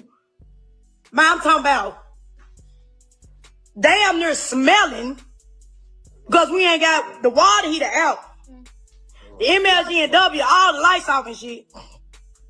She dropped them off at my daddy's job. She dropped them off at the post office while everybody glorifying him. Even like, first of all, let me go ahead and put this on the table. I ain't gonna lie, I love my mom to death, but it really fucked my daddy. God let 2 idiots have kids. They was just laying up in that motherfucking heat fucking. God let 2 fucking idiots have kids. A lot of them. Kids they could. Boy. Fam. What? Yeah. Man, look at man. Hell no. That nigga crazy. Bro, this shit wild as hell. I still stand 10 toes on what I said before. Glorilla is not obligated to nothing. She's not. I don't feel bad for you. I don't. You making the situation worse for yourself. Because you getting out here screaming, hooping, and hollering. It just looked like jealousy. It looks like that same shit we see on all movies. That one person make it, then you got the people who want to bring you back down. They want to try to bring everything out that you used to do. Talk about everything that you used to do, how you used to be. People want you to be the same person that you were at the age of 16. Now you 10 years later, now you 26, you moving different. They expect you to be the same person. You remember back then when you were 15, you used to do this? Okay, and what, my nigga? I'm 26 years old now. Am I supposed to be doing the same fucking thing at the age of 15 that I am at 26? Make it make sense to me, bro. You mad over $2,500. $2,500. You mad at $2,500. You feel me? God ain't got nothing to do with this. God ain't got nothing to do with it. And you out here going on TMZ. You out here going on all these different platforms, out and trying to out everybody, thinking you still finna get some bread. Boy, you better sit your ass down somewhere. That's a fact. You better sit the fuck down somewhere. Just stop. But this is why though. This is the reason. This is the reason you can't take everybody with you.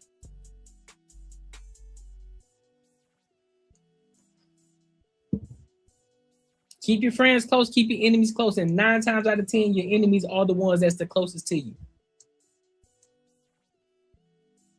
Your enemies are the closest ones to you. That's crazy, bro. That shit don't make no sense to me. Let me read some of these comments real quick. Bull City says the clean house and roaches are less likely to crawl all over you. Living nasty has consequences. That's a fact. And clean that shit up. You better go get them. Listen, you better go get them bug bombs. Put them holes in every ounce of the house. Cover up all the essentials. Leave the house for a few hours. Kill all bugs in that bitch. Then, after you get done doing that, then you deep clean that motherfucker. You deep clean. Guarantee you won't be seeing no bugs for a while. Guarantee it. And then what you do, you go to the store, you go and get you some of that bug spray to spray on the outside too, to keep them from getting in. Spray all the outside, spray around the crevices, spray around the windows, spray near the little opening areas and shit, spray around everywhere. Making sure the bugs don't get in. Be the cleanest house, be about the cleanest non-roach, non-rat having this house in the hood. You hear me? Then you want to get, and then guess what? You go and get you some fruit, some lemon, go and build up a concoction and boil them fruits to get that house and that aroma smelling real good. Hey man, I'm telling you. John 998 James says that's a very inefficient way of taking a hot bath. Yeah, that's true. God got nothing to do with this. Facts. Tahonga says, so busy crying over Glow that chick needs to get the hell and go. What you crying to for? Yeah, what you crying for? Facts. What up, Spaces? What up, my guy? What's good with you? Facts. Get up and get yourself instead of crying. Yep, I agree. Instead of doing all that hooping and hollering, because guess what? TMZ was able to get in touch with you. What you should have been doing is hitting up your sister. Like, listen, I've been working on these skills. Listen, if you need help in any kind of way, I can help you in this area. Like, instead of crying, bro, add value. Y'all niggas just want handouts, bro. What happened to just adding value? What happened to, hey man, let me do this for you? What happened to, hey, listen, I've been paying, I'm just gonna use it as an example, right? I'm not saying that's a skill that she can go into, but it's just something that a lot of people can relate to, right? Why not look at what she's doing? Like, hey, look, Glo, I see your social media presence is kind of lacking. You know what I'm saying? I see you got it, but I think your social media can be a lot better. And here's what I've been doing. I've been doing X, Y, and Z. Listen, here's a couple of examples that I got for you just in case, you know what I'm saying, just for reference. This is what I've been doing. This is my work. Let me send it to you. I may be able to add some value to you. Boom, you show it to her. And she said, oh, damn, this shit dope. She might want to hire you. Guess what? Now you end up getting paid. Instead of sitting up here crying, going to TMZ talking about $2,500. $2,500. That's crazy. Or you could find a way to make her more money. Find a way. Listen, Glo, I've been doing all this. I got a couple brands for you. They're willing to pay you X amount of dollars. All you gotta do is show up. All you gotta do is X, Y, and Z. I've been reaching out to people for you. All I ask for is a referral fee. That's it. Or, you know what I'm saying? Like, there's many things that you can do. You out here crying and begging. You out here crying and begging because you envious. Y'all be doing the fucking most, man. Y'all be doing the fucking most. Make sure you like, comment, and subscribe for the algorithm. Make sure you hit the bell notification. Listen, if you haven't tapped into the Patreon, be sure to tap into the Patreon. Link is in the description as well as pinned in the comments. Also, make sure you support the channel too. Super chats. Make sure you support the channel. All right. So, what we got next? What do we have next? What do we have? Are we done on this one? I think we're done on this one. Let me go to this next one. Yeah, we are. So let's go to this next one. Let's go ahead and die. I'm about to dive in. Oh. Let's see. Another? Nah, we don't want that one.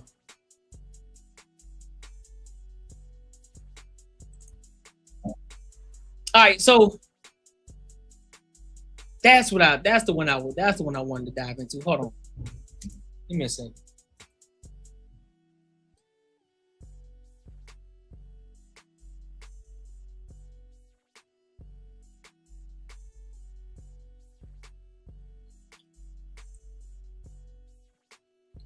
Let's see. Give me a second, y'all.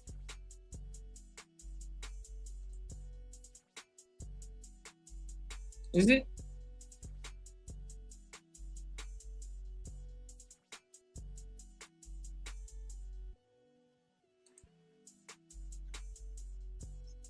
No.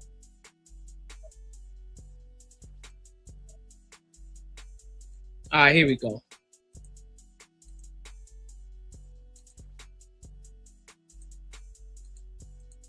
All right, so I want to dive into this Bud Crawford.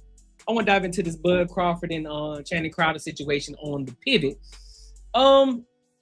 Channing Crowder said some wild shit today. Well, not today. He said some wild shit. He said some wild shit in regards to the money, and he basically said, "Listen, bro, I sell my own.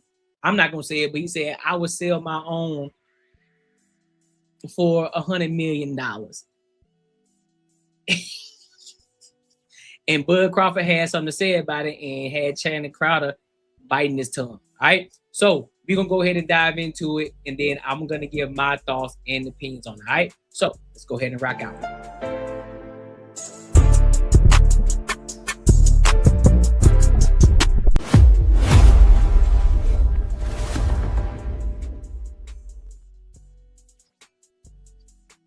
Oh, shut up.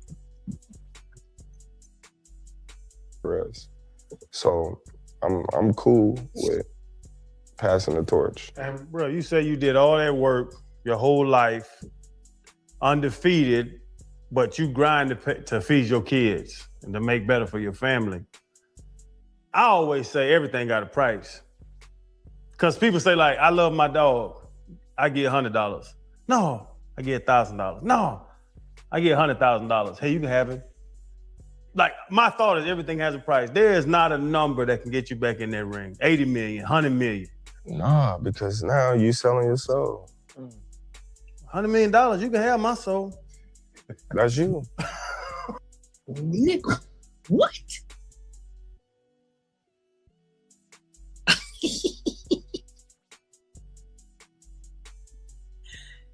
Sir, hold on, bro. Give me a second. Hold on. Let me start a little sooner because I left the sport in the right, hands of these young generations of fighters. And sometimes you get these old fighters that can't just let the light dim. Mm-hmm. They want to hold on to it. I never was that type of person to be like, I want all the attention. I want that light on me because I'm the champion. Right. No, like pass it down, He's the next up. Let's talk about the next generation, because that's how the sport gonna grow. Right. Is us paying homage to the ones before us and us, passing the torch to the ones after us. So I'm cool with passing the torch. And bro, you say you did all that work your whole life, undefeated, but you grind to feed your kids and to make better for your family. I always say everything got a price. Because people say like, I love my dog, I get $100. No, I get $1,000. No, I get $100,000. Hey, you can have him.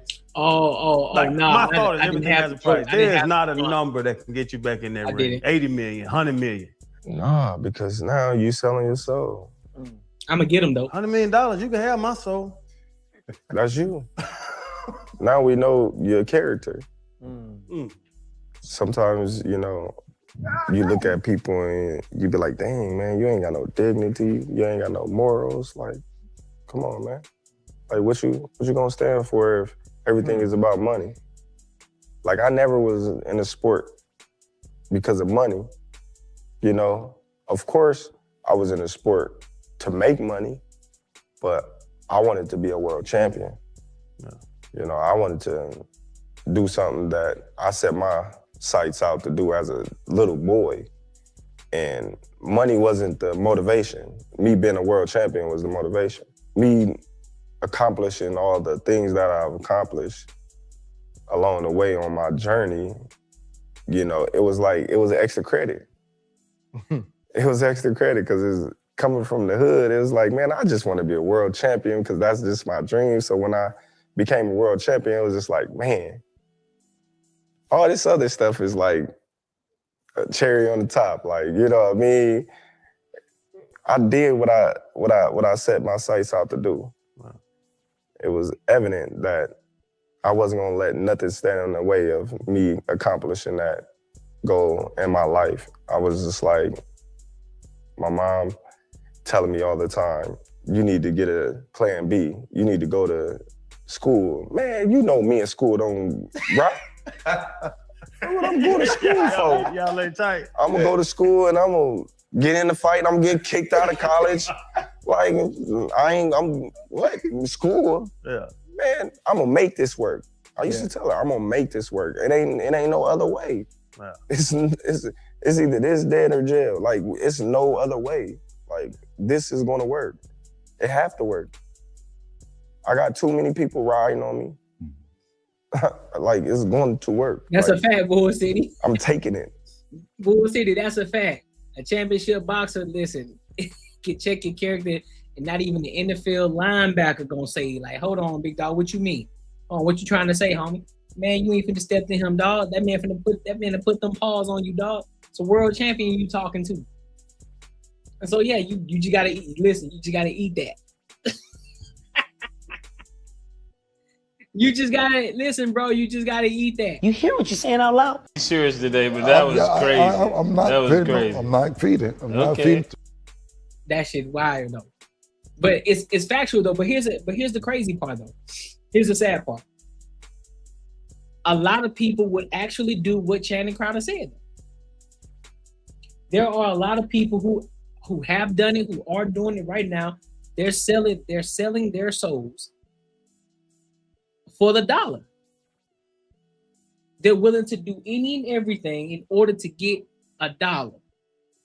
Any and everything. They're willing to give up their morals, their values, just because somebody threw, listen, man, I'm gonna give you this. Listen, I'm gonna throw you 100 mil. You could be the richest, the most famous, X, Y, and Z. 100 mil.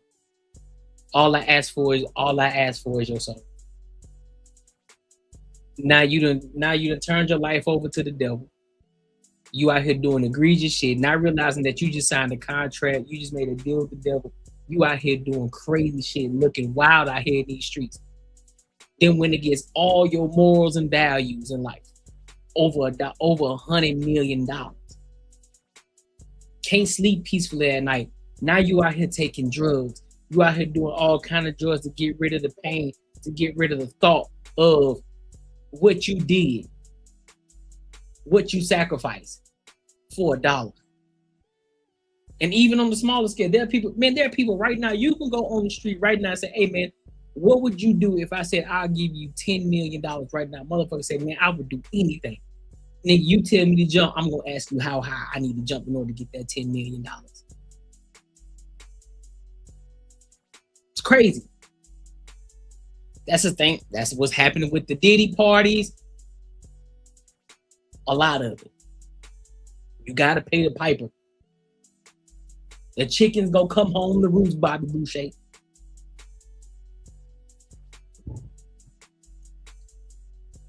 Chicken's gonna come home to roost. What up, KD?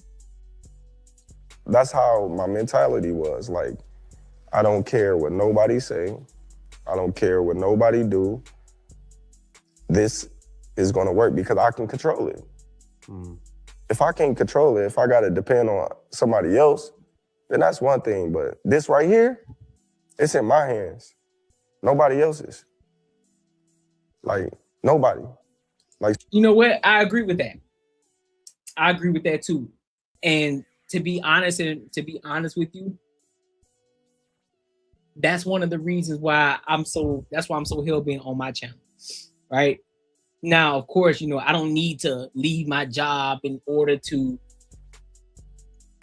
have the life or to get the platform that I need. I can grow it and build it over time without having to jeopardize my job and make sure that all the bills and everything are paid, right?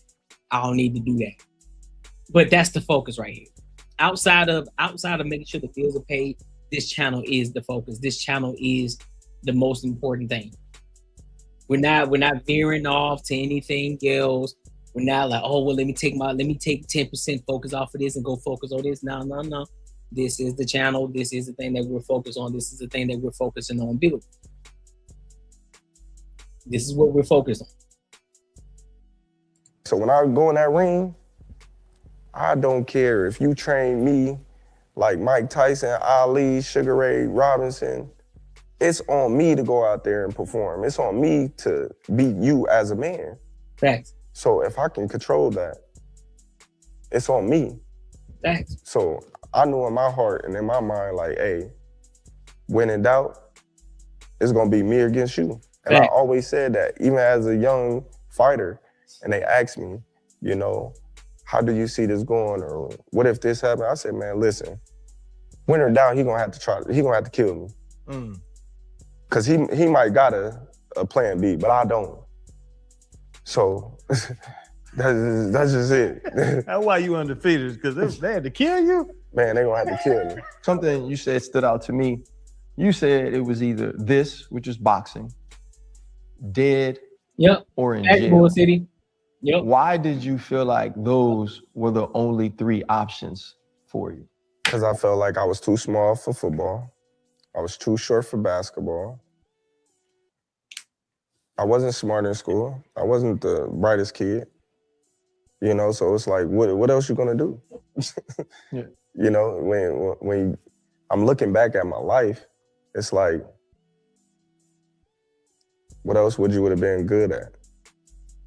I had the drive, but I didn't have a mindset. You know, I didn't have the fortitude to be like, hey man, go up and take on culinary arts or something like that. And I'm thinking boxing, I'm thinking fighting, because I had so much aggression in me. It's like, you don't like authority, you don't like taking orders. So where are you gonna go to build a career at that time in your life? So it's like, you're gonna be hustling in the streets. That's it. So it's like, nah, it's boxing. That's what it is. It's boxing. Boxing saved my life. Boxing kept me, you know, sane, because I love to fight. I want to fight. Like, you know, you say something crazy, we going to fight. Like, everything was about fighting, you know? So it was just like, yeah. I'm smart enough to know that I'm not the toughest man in the world. I played a tough man sport in a tough way, but I don't walk around and be like, yeah, you know, you say something like I'm gonna fight, because I look at some people and I'll be like, I'm gonna lose that fight. I think, and I've said this, I think you and John Jones are the 2 scariest people in the world based on pound for pound, right? I've seen you wrestle. Like, I've seen you do everything. And like, me and you text and I mess with you, like, I want some smoke. Just know I be joking. Like, right? Just know that. But you talked about— No, that's fact. That's facts though. That's facts though. And I rock with Croft on that. You know, he already knew what he wanted. He already knew what it was. You know, he was self-aware. He was like, listen, bro, I'm putting all my eggs in this basket. Sometimes that happens for people, man. Sometimes that happens for people. They just have that unwavering belief. Some things just happen for them. And they just continue to stick it out. No matter what they got to go through to get to it, they're going to get to it. But as far as that selling your soul for a price, again, there are a lot of people that will. There are a lot of people that will do it. And let's make sure that we're 100% clear. Some of it is enticing. It's like, ooh, shit, 100 mil, man. Think about what I can do. Nah. We ain't doing the NBA trade segment, man. We aren't. A lot of people would definitely do it. They'll say, fuck all the morals, I can make it up on the back end. But right now, I need this money now. I need my money now because I'm struggling. I'm tired of being where I'm at. This is an opportunity of a lifetime. I don't know when this opportunity is going to present itself again. I don't want to wait. I don't want to continue to keep grinding. I'm tired of grinding, and I'm not seeing the fruits of my labor. I'm sick of it. Listen, I'm going to take this 100 million and I'm going to zip the fuck off. And whatever obstacle that comes with this 100 million, I'm just going to have to go through it. No matter what that does to me or my life. A lot of people are willing to go through it. And we see it on a day-to-day basis.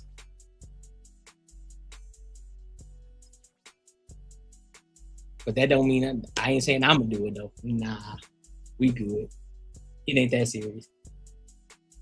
If you ask me and say, hey, Courtney, listen, bro. I can give you 100 mil right now. I'm talking about in cash in your hand. You show me the money.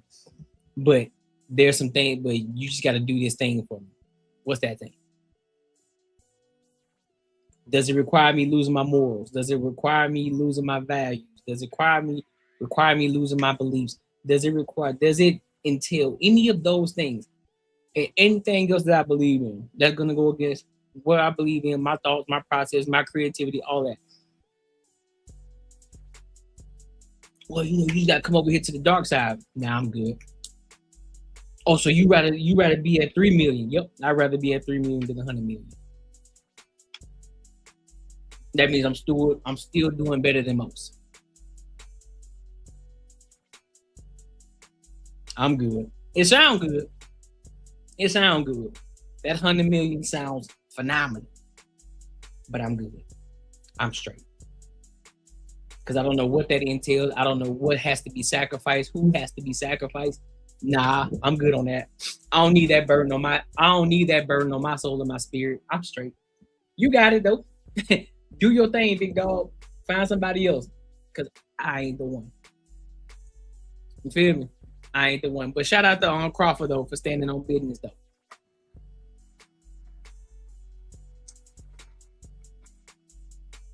Shout out to Crawford. Shout out to Crawford.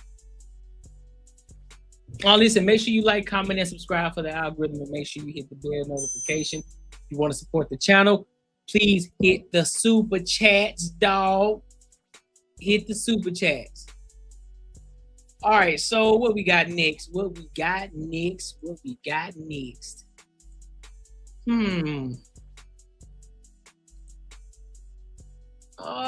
yeah.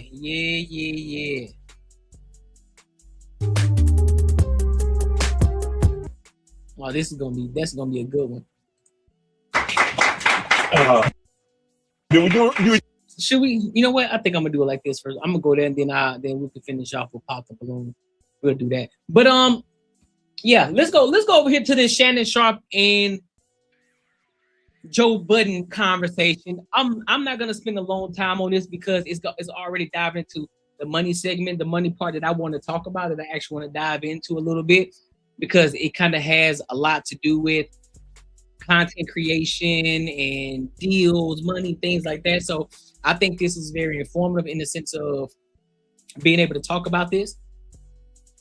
And I think as though it gives us some good insight, right? Because mind you, Joe Budden's been doing this podcast just for a long time already. He's not a new face. He's been doing this for a minute. I'm talking about a whole ass minute. You hear me? So what we're gonna do, we're gonna go ahead and dive into it, and then I will give my thoughts and opinions in between. All right. So let's go ahead and rock out.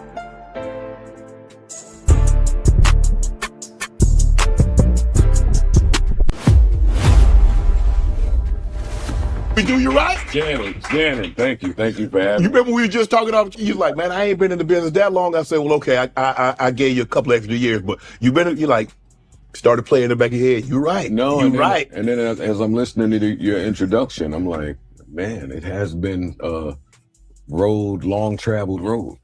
Oh, hell no. Man, let's look here. You do what you did. That number's a little, that's Shea by Laportier. Okay. You want to do the water? No, because I'm drinking water, but I'll toast with you. There we go. My man. Bro, you shook up the internet when you I don't know if you accidentally or intentionally, you was trying to show, look, I'm doing this thing my way, and you accidentally leaked that you make X amount of $100,000, $100,000, $1 million a month. What were you hoping to do in the process of doing that? Did you want to show like, look, you can do it on your own? Or what was the purpose of you doing what you did on IG? Well, the message is always that you can do it on your own, for as many people that want to hear that. In that moment, I was just tracking the growth. Yes. I was sitting there just like I said, it's been a road long traveled. Right. So I think it was the impressions is what I was trying to highlight. It was some around. You forgot to block the other part out, huh? No, you know what? We blocked it, but we old dinosaurs. So they unblocked it. Damn. They unblocked it, and I got a lot of phone calls, but God is in charge. So ultimately, a lot of good came from it. And again, we sharing information. It's not meant to be gatekept. Let's get this. What made you decide to go to Patreon? Because there are a lot. I mean, you're on YouTube audio. You got Apple. You got your platform is vast, and so you got a lot of different people can consume the Joe Budden podcast on a lot of different platforms. Why was it so important for you to go that route? At the time, that was we had a high belief in ourselves and what we had accomplished at Spotify previously. Okay. And we had a lot of data that told a story. So at the end of the term, you know, you can listen to all the offers in the field, which we did. We listened to everybody. But ultimately, where would I be the happiest? One, where could I be paid? Where could I celebrate in the growth of my own show without having to ask anybody? I mean, that's always just the most important. Did you feel like if you had taken one of these deals, they were going to, then they feel like they can, what Joe Budden can talk about, how Joe Budden can move the show, the growth of the show, because you move as you want to, because you are the sole proprietor, you're the sole owner of the show. So if you want to add somebody under your umbrella, I can do that without having to ask for permission. Well, you know what, anybody we partnered with, they never really tampered with the creative. Yes. In that, right? But when you're just learning, right? And at every turn, what I was learning about how podcasters would be paid and how advertising worked and CPMs and all of this other shit. I never jived. Know about them CPMs and them RPMs, boy. When I found out about them CPMs and RPMs, things changed for me. You hear me? Things changed for me in the way that I'm approaching YouTube. You understand me? That's probably outside of watch hours, CPMs, RPMs. It's the way to go. It's the way to pay attention. It's the way to angle your channel so that way you can get or extract a lot of money out of YouTube. With any of it. Right. I never jived with any of that. And I was able to, because my show was so large, you know, kind of have my own say in things. So at Complex, it was Complex negotiating the advertisement deals with their sales teams, and whatever the tiny bump was in my contract is as much as I'd be able to participate, even though the ad was contingent upon my participation. Correct. Big problem for me. Yeah. Big problem for me. Because you doing all the work. You doing all the ad reads. People want to hear Joe Budden. They want to hear your voice. It's not the same as them just implanting it in there. They want to hear Joe read that. And that's the part that often gets twisted up when I say that. This is only applicable if your replacement list is short, because they can always replace you. Correct. They can always replace you. Yes. But I mean, it's my job to make it damn hard for them to do that. Right. At Spotify, it was more the same with the advertisements for us. We were getting bunched in with whatever thousands of shows. Right. Well, we were one of the first, one of two. And then we got bunched in with all of these thousands of shows that y'all shopped and came back and spread out that doesn't jive. I don't jive. Right. I don't jive with that. You're the most popular. I don't jive with that. You're the most popular. You're the biggest. But you want us, these other mini shows, you give us a tiny bump, but it's not, this is not market. I want to be market. I want to be a free agent, because free agency is I can get what the market bears and not just bunched in because I'm under this umbrella. Well, and now you're taking it to the next point, which is you go kick ass at wherever it is, whatever the place is, you name it. And then at the end of the term, good question, Bull City. So CPM is cost per mil. So that basically means how many impressions you get per 1,000 views, right? And RPMs means pretty much revenue per mil. So basically how much you're actually making per 1,000 views. So that's the difference between the two. So CPM is think of impressions. Impressions you get per 1,000 views. RPM is the money that you actually make from the 1,000 per 1,000 views.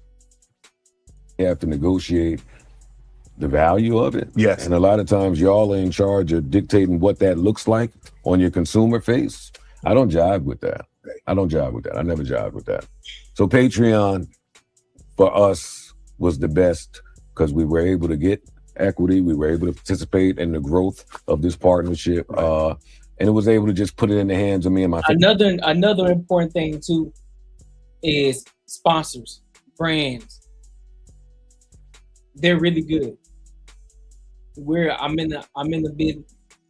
I'm actually in motion talking to some people right now, emailing a few, you know what I'm saying, just getting the name out there, you know, because, you know, we're still a smaller channel. Well, I ain't gonna even put in quotation, we are a smaller channel, still growing. But here's the thing, there are a lot of companies that are looking to work with smaller creators, right? Because a lot of times, a lot of brands aren't looking for you to, oh, well, you know, get my affiliate link, or, you know, use the promo code. A lot of them, they want to work with you because they align with the brand and where you're going. So they're willing to invest in you now because they see a long-term partnership. So those are things that you can also look into as well. So you don't need to be at 10K subscribers, 50K, 100K subscribers. Hell, you can be at 1,000.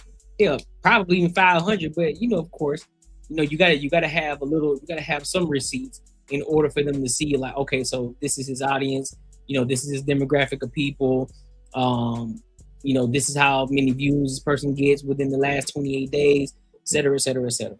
So you don't need to wait to become a super famous YouTuber or wait for a video to go extremely viral. You don't need all of that. So just food for thought. Yes, which has always been the case from day one. Right. I always want to do that. Were you one of the first to be on Patreon? No, not on Patreon. Shout out to the Patreon. On Patreon, I wasn't one of the first. Patreon's been around for a while. Before I signed my Spotify deal, Patreon was around. Okay. But you didn't really know anything about it because the podcast space, I've only been in it for like 5 years, Joe. And so I remember CJ, who's my producer, he was at Fox, because I got into this because Fox wrote it into my deal. And so even though I had it in my deal, we weren't doing anything. COVID happened. I hit 2K, what were we in February? Bro, I hit 2K early January sometime. Something like that. Mid-January, I think. Mid-January. They was like, well, we would like to, you know, because we got it in your deal, we'd like for you to do a podcast. So I'm asking, I'm like, what am I going to do? What am I going to talk about? There's like, and CJ was like, well, call the most famous people in your phone and ask if they would really be willing to become on the show. Now, at that time, there was no in-person, so we had to do everything virtually.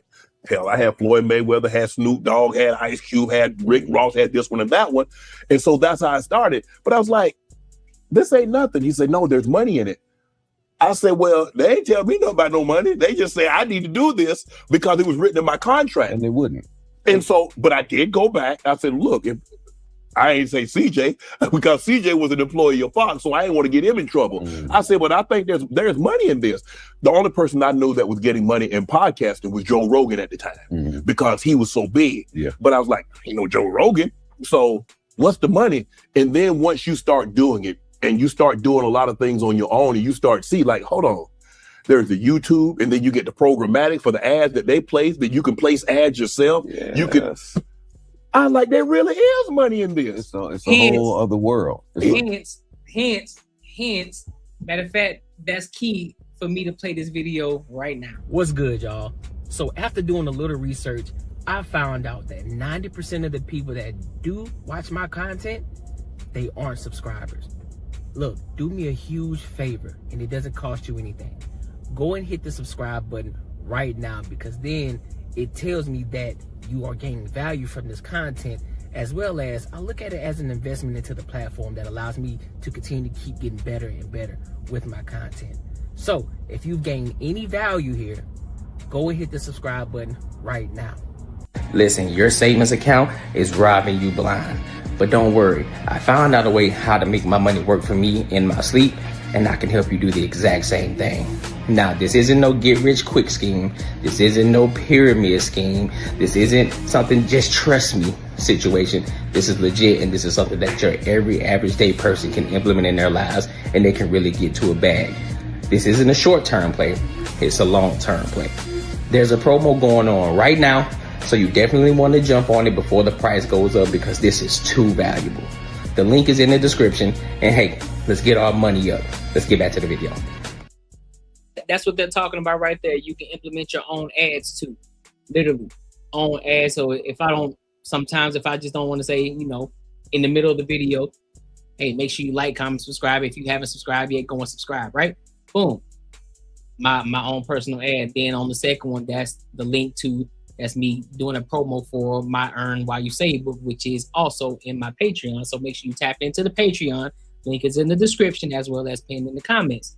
All right. So that's one of the things that they're talking about as well. And it can do you a big thing, especially if you're trying to sell something or if you want to host a webinar. Many people do this too. Many people. If you go look at guys like Omar El Takrari, Diary of a CEO, he does this. Who else? There's a few other people that actually put their own stuff. Cody Sanchez, she does it. When she talks about what events are coming up, they do it. Marvin Golden does it.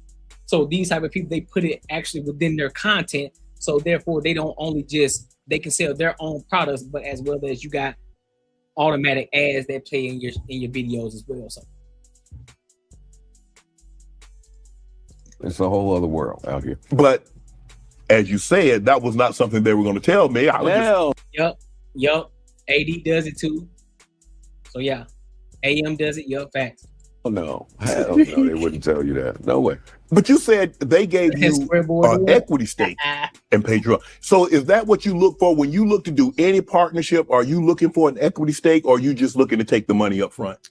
I'm never looking to just take the money up front. Yep, Angry Man does it. Yup, we would have advanced conversations in the background. Right. I'm not saying that no deal can get done without me having equity. Shout out to Angry Man. I asked for it today. Right. Because the Angry Man need to pull up over here and say what up.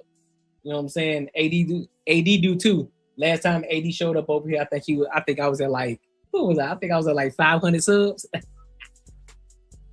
Well, shout out to AD though, bro.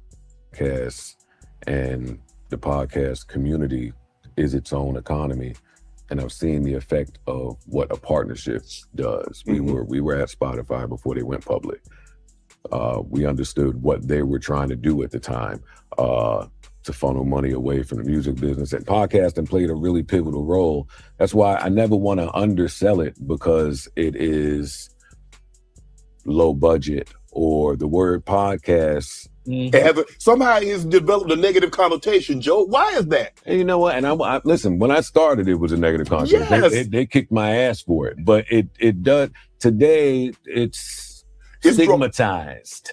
They do tend to hear that word and kind of just compartmentalize it, put it in its own space. Because a lot of that's why I don't call this a podcast. That's why I don't call this a podcast. I call this a media platform. I call this a production company. This is a production company. This is a media company. This is not a podcast. It's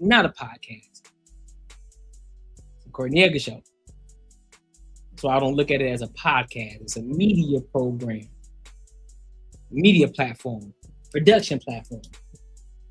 The big, like A-list celebs, they look at podcasts like that ain't no real TV show. But if you look at Netflix is starting to get involved in podcasting. You saw Amazon get involved in podcasting. You see these big conglomerates. Listen, if it wasn't what is growing, they ain't wasting no time with. Yeah, because y'all saw Netflix. They just did a deal with the Breakfast Club. So they know that there's money there, because it comes with an audience. It comes with an audience. You tapping into a different audience. Yes. So it's like, okay, so we tapping into their audience. Let's bring their people over here to our platform, to the people, the listeners and watchers. Let's bring them over here to our streaming platform and all of their audiences. We're bringing them over here. Smart move by Netflix. Real talk. Hell, think about it. Even Pop the Balloon did that shit. But then I haven't seen them do the show. But I think they did like a season or something like that. But it was kind of corny. I only seen clips of it. I didn't see the whole thing. But it looked kind of corny. And from my point of view, I was like, why would you do that though?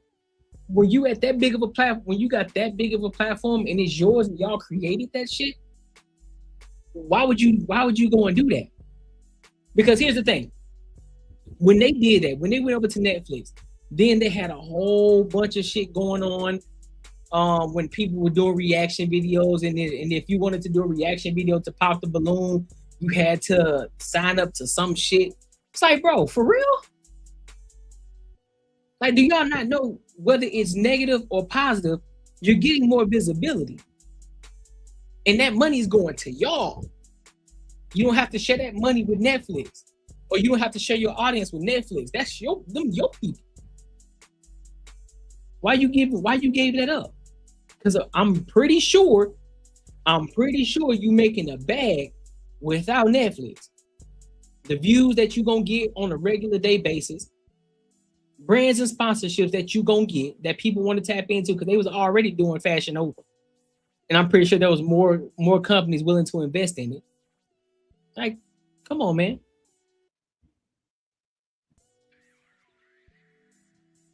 Yeah, that's what I'm saying. It wasn't the same as the internet show. That's what I'm saying. You feel me?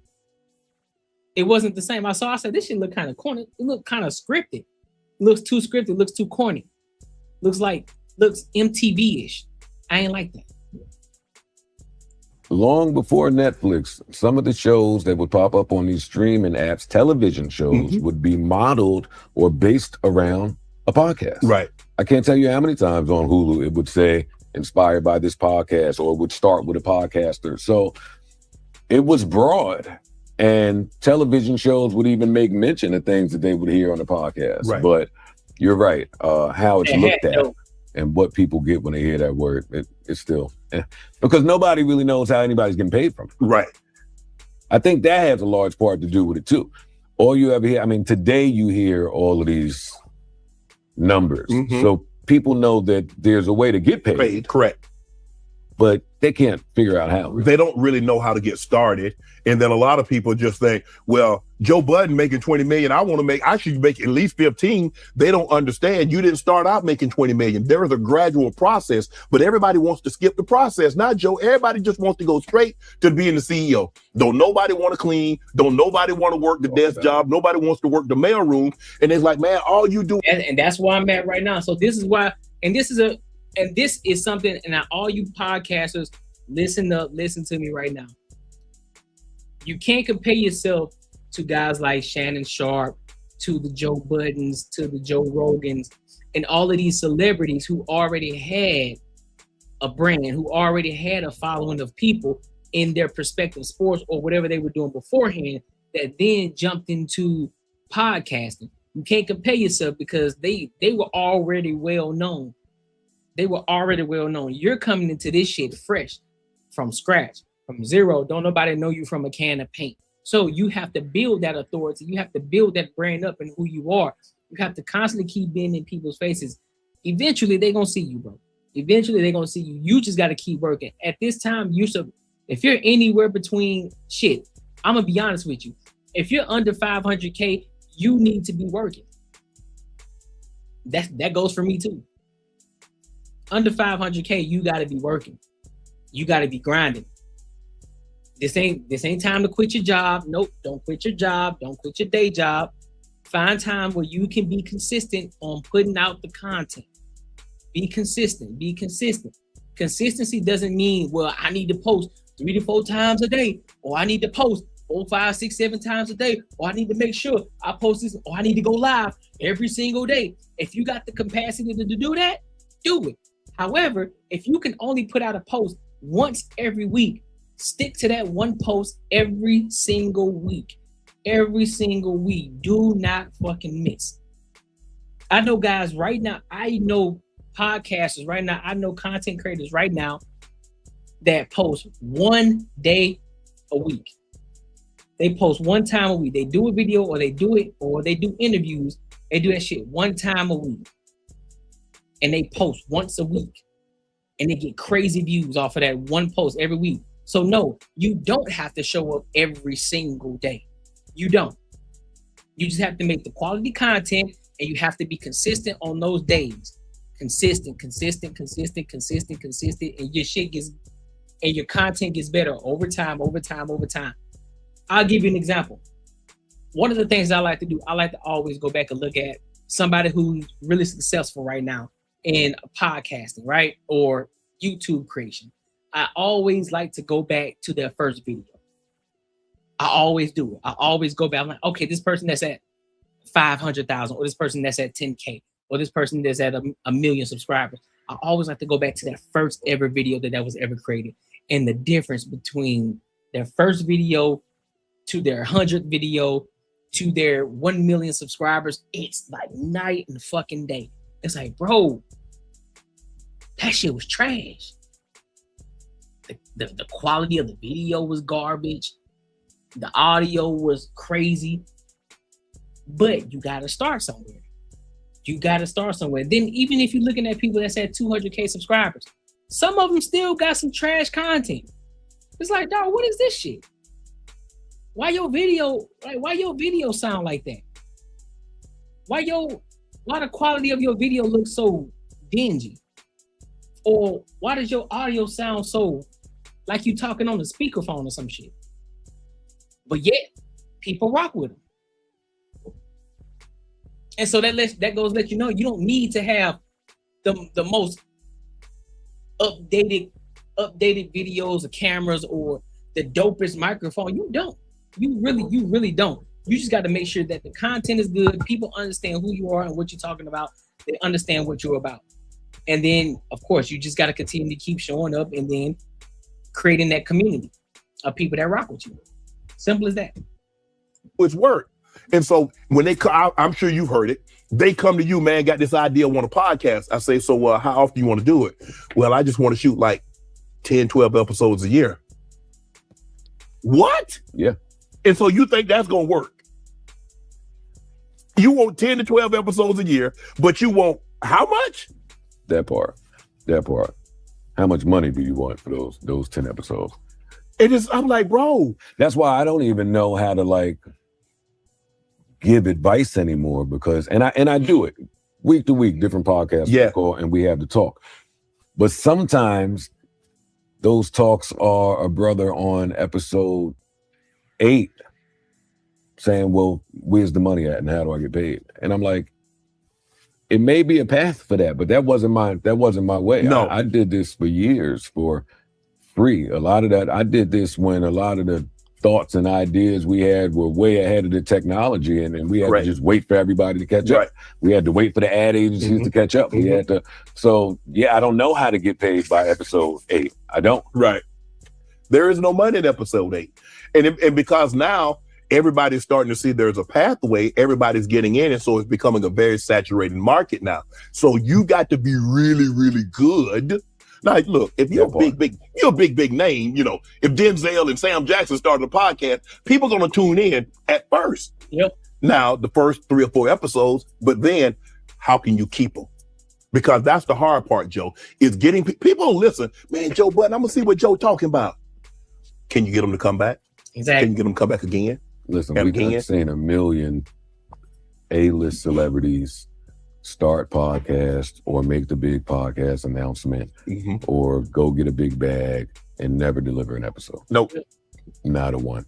I've seen them get fired. I've seen them, they're not, to be a podcaster, still to be a podcaster, like you could count on the Joe Budden podcast to drop twice a week, 52 weeks out the year. I'm gonna be there. Right. Some of them, you're not committed to it. Y'all are playing the headline game. You're playing the stock game. You had no intention of doing it. Especially when COVID came out, Joe. Oh, my Lord. Because there was really nothing. The studios couldn't shoot, but we got to get something out. Hey, Joe, we got this big, okay, yeah.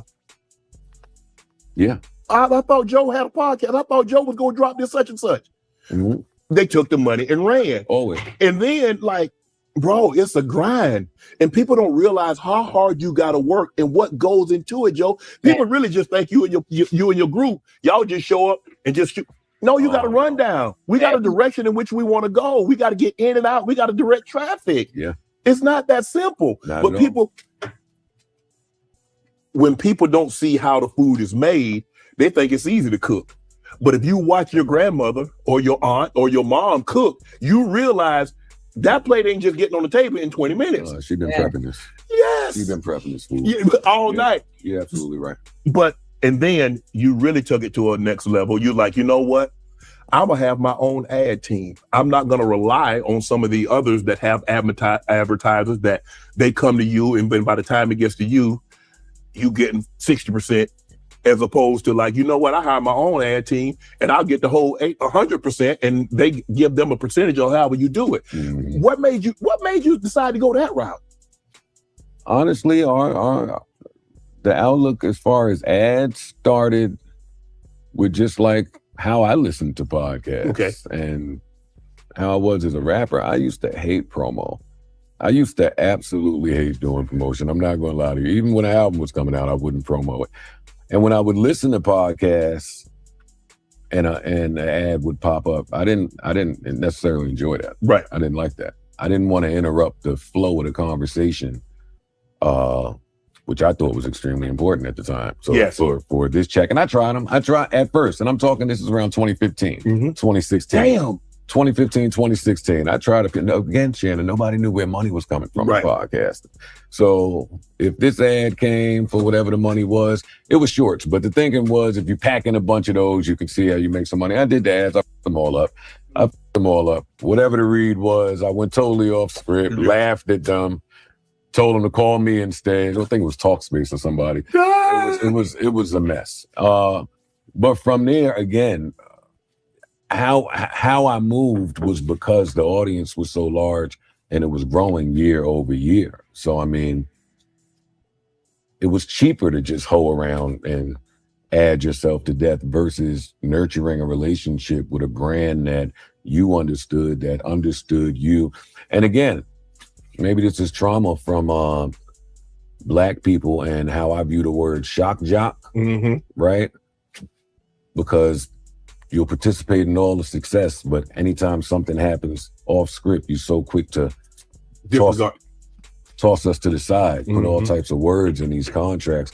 I didn't never jive with that. Right. I never jived with that. So, no, I forgot where I was. Yeah, no, but you were saying that why you decided to like do your own. You have back to the ads. So yeah, and we were blessed enough to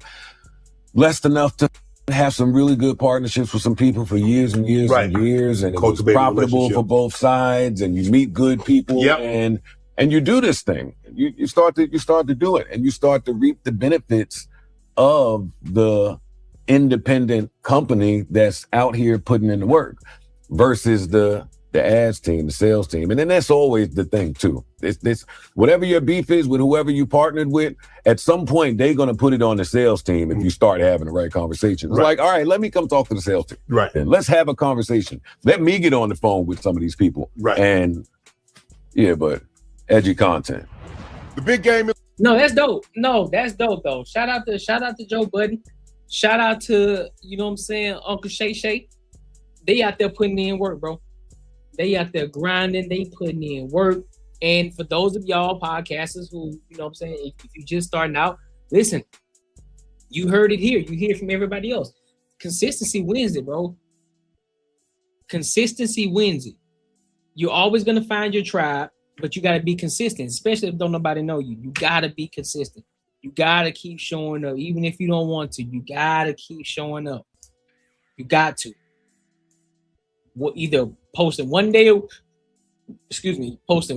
week, 2 times a week, however many times you can post, but you got to show up every single time. Every single time. Eventually, people are going to start noticing you. Trust me. They're watching you. They see you. They probably even consume some of your content, but they just aren't going to say anything yet. And a lot of reasons they don't say anything yet, they just want to make sure that you aren't flyby. They want to make sure that you aren't fair with it. They want to make sure that you're going to continue to keep being here, that you're going to be consistent. Everybody's not going to agree with you. Not everybody's going to rock with you. Some people are going to say you out of your mind, or you out of pocket, or you're dumb, or whatever the case. They're going to say a bunch of shit. That's just how people are. That's just how it is. So you got to have tough skin. You can be talking about the most positive thing. You're still going to have negative people talking. So just have tough skin.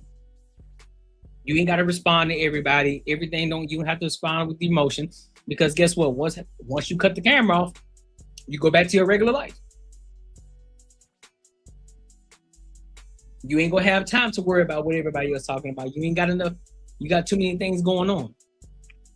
But make sure you continue to keep showing up. Make sure you continue to keep getting better over time, and people gonna see you. That's brands and sponsorships included. One of my biggest goals is to make sure that if don't nobody want to rock with your boy now, if don't nobody want to see your boy right now, if ain't nobody, let's just say nobody's clipping up my shit right now, right? That's cool, right? It's not expected, but understand something. Eventually, they gonna see me.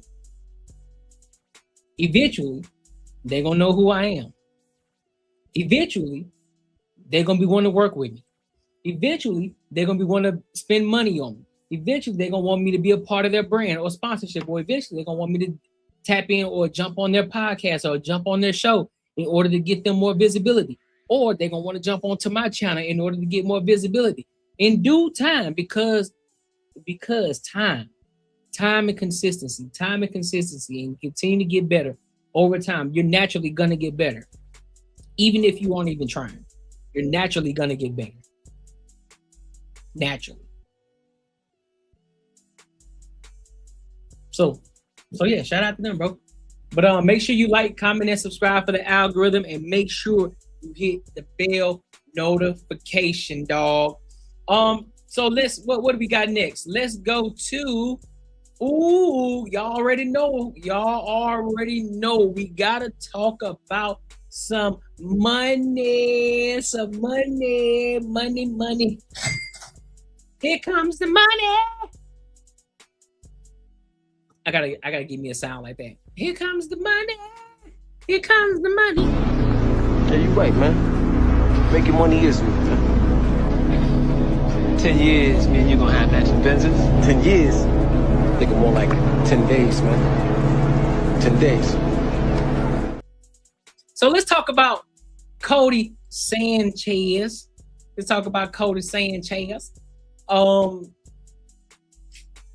She's giving some information in regards to 3 weekend businesses that no one talks about. I haven't heard it. I said 3 weekend businesses. This might be interesting. So I don't know what she's gonna say. Don't know what she's gonna talk about. I'm watching it in real time with y'all. Let's see if this is something that some of y'all who may be watching and some of y'all who will be watching this on the replay, let's see what y'all think about this. Or this might be something that y'all can bark into or bark on. All right, so let's go ahead and get into it.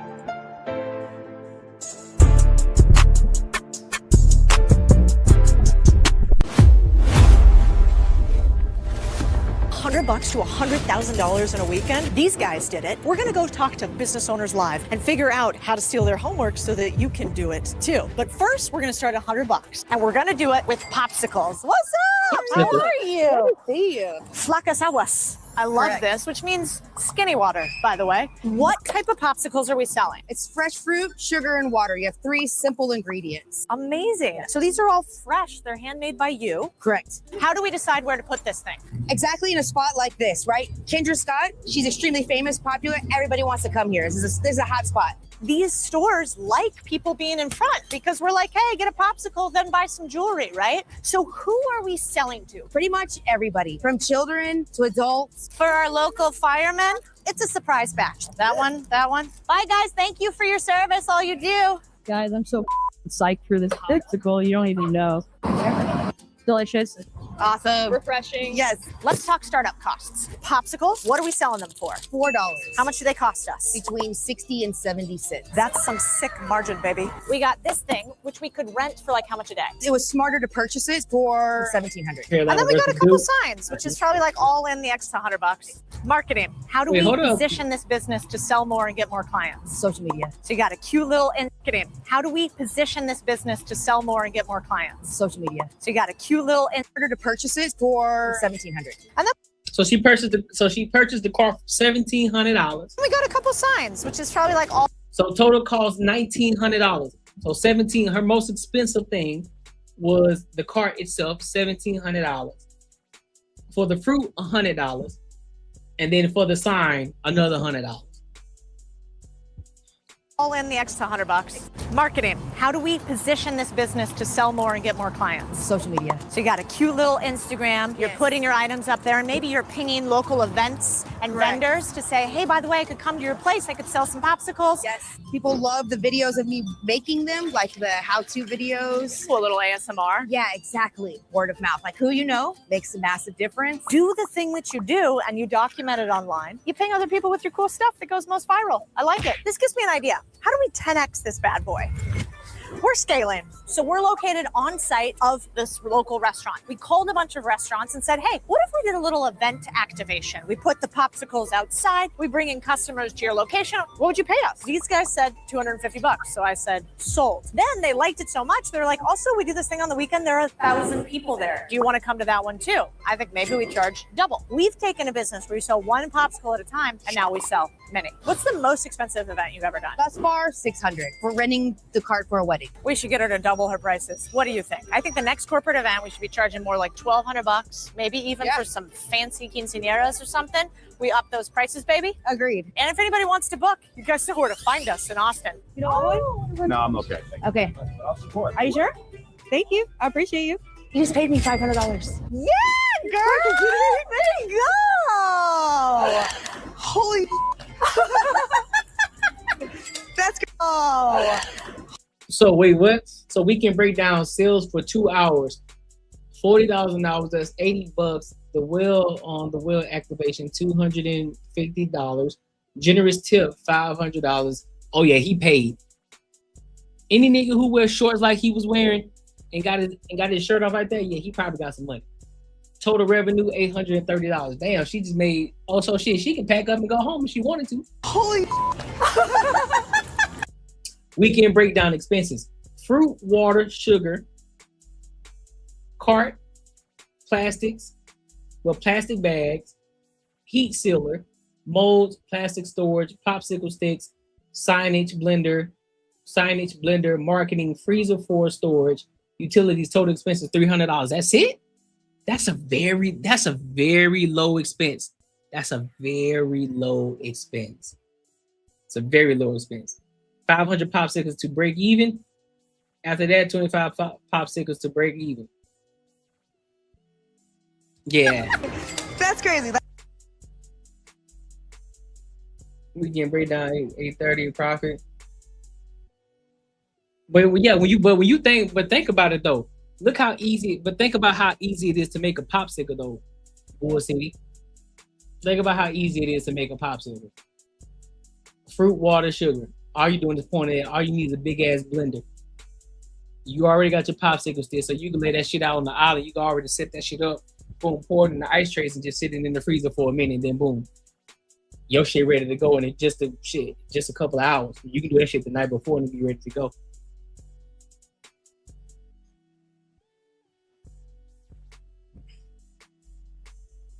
And think about, but here's the crazy part. Think about, now they just talk about events. Think about if you had that shit just sitting at the park. Think about taking that shit to the park though, where there's a ton of kids, one of them big ass recreation centers, and you just sitting outside.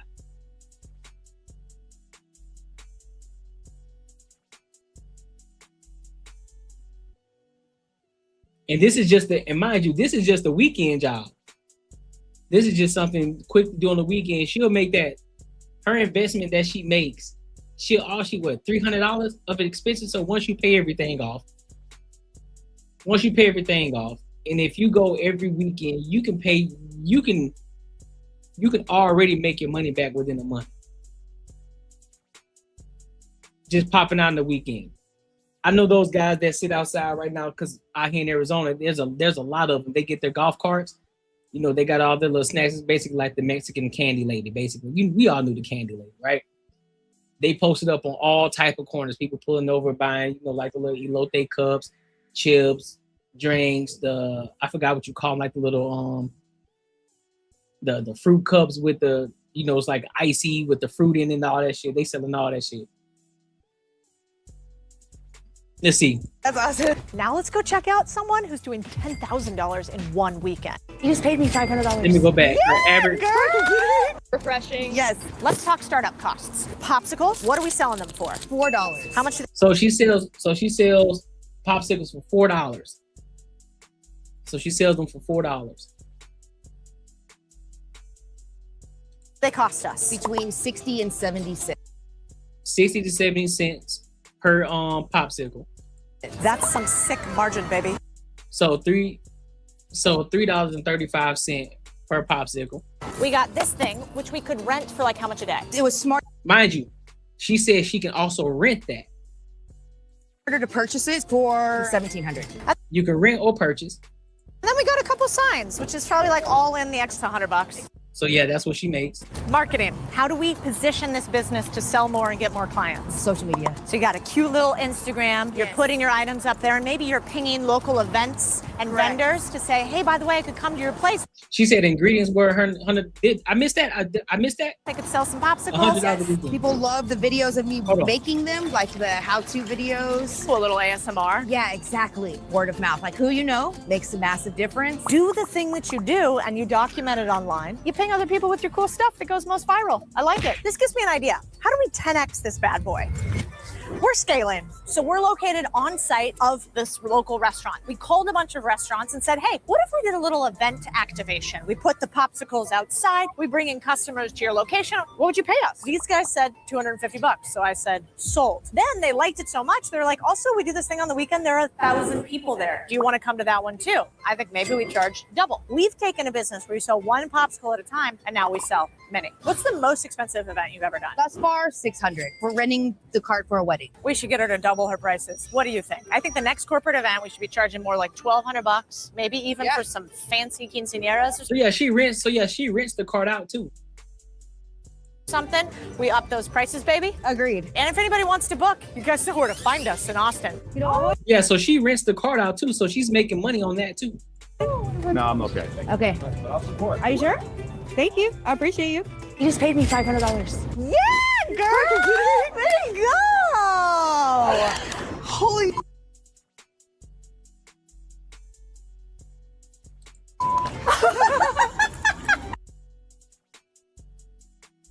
So yeah, for all that, so 300. So total expense is 300. That's crazy. 530. That's awesome. Now let's go check out someone who's doing $10,000 in one weekend. $10,000 in one weekend. This is a pop-up picnic and proposals business. Posh Picnics. This is amazing. So you did how many pop-up picnics today? Today we had 4. So how much money are we making today? Around 6,000. Yeah. Nice job. And last weekend? Last weekend was 12,000. After paying everyone, close to 8. That's amazing. But it didn't start out that way. You had $0 when you started this. Yes, started with nothing. And how much money did it take for your first pop-up picnic? So about $200, maybe $250 tops. And that's like flowers, pillows, plates, and most of it was thrifted actually. Okay, so how long did it take you to make your cash back? After my first booking, I was basically there. That's amazing. Yeah. All right, so you get the first one, then what do? You document the heck out of it, so you get to put it all over the internet. I'm pretty prepped at her house. Where do you get clients now? I started posting on different Facebook groups, mom groups. This was during COVID. It was really the only way people could celebrate their special occasions. And now you got a multi-six-figure a year business that you're rocking with. That's incredible. Okay, so today we are doing a proposal. That's what this is, right? We're at the top of a building, and you've kind of orchestrated all of this, right? You're like, this is my X package. And then what do you have? Do you have like 3 or 4 packages? I started out with just one package, one proposal package. Then we went to 3, and now I have 6 different packages. This is package number 1. It's the most popular proposal package. Interesting. What do the prices range from? From $350 to $1,850. Love that. So you got a full range because you want to sell more expensive things to people who want to buy it. Yes. With this setup, you basically do everything and the dude just gets to look great. Exactly. We make them look amazing. And who's your perfect avatar? It's going to be the man that has no clue how to propose, That's but dope. he has the ring ready, and that's all he has. What would you do different today than when you first started in the business? What's her margins like? Because it sounds like she'll be making a killing off of that. I would prioritize marketing and social media, find someone who matches my energy that can take on that project. Then I like to do the creative stuff. Yeah. And you really like to actually do the logistics and the hustle of putting this thing up, and seeing it and all of that. What I love is seeing the client come in and the expression on their face and their eyes light up. And usually with the proposals, there's tears coming down as well. Oh, that's so good. Okay. And next, where do you want to take this business? How are you going to scale this bad boy? I would love to create licensing. I have my trademark now and create posh picnics all over. What would you do to scale my business? I think you should get to your first million before you license. And the reason why is you're just so much more valuable. Then you can say that I've got a business that is 7 figures and I can teach other people how to do it. The second thing that I think you should do, you should try to get the before and afters. Yeah. They're crying. Yeah. Girl, that will go viral continuously. And so I would obsess on your one format. What is the one format of a video that I can do so well I can get it to 1 million views? Because 1 million view video will be worth 20 10,000 view videos. And then the third is, tell me about your team. Who you got on it right now? I have 2 assistants and both of their husbands help me as well. And then I have my children. Okay. So what do you think you're probably missing? You're missing like social media marketing and sales? Yes. Okay. So I think your next big hire, one of those.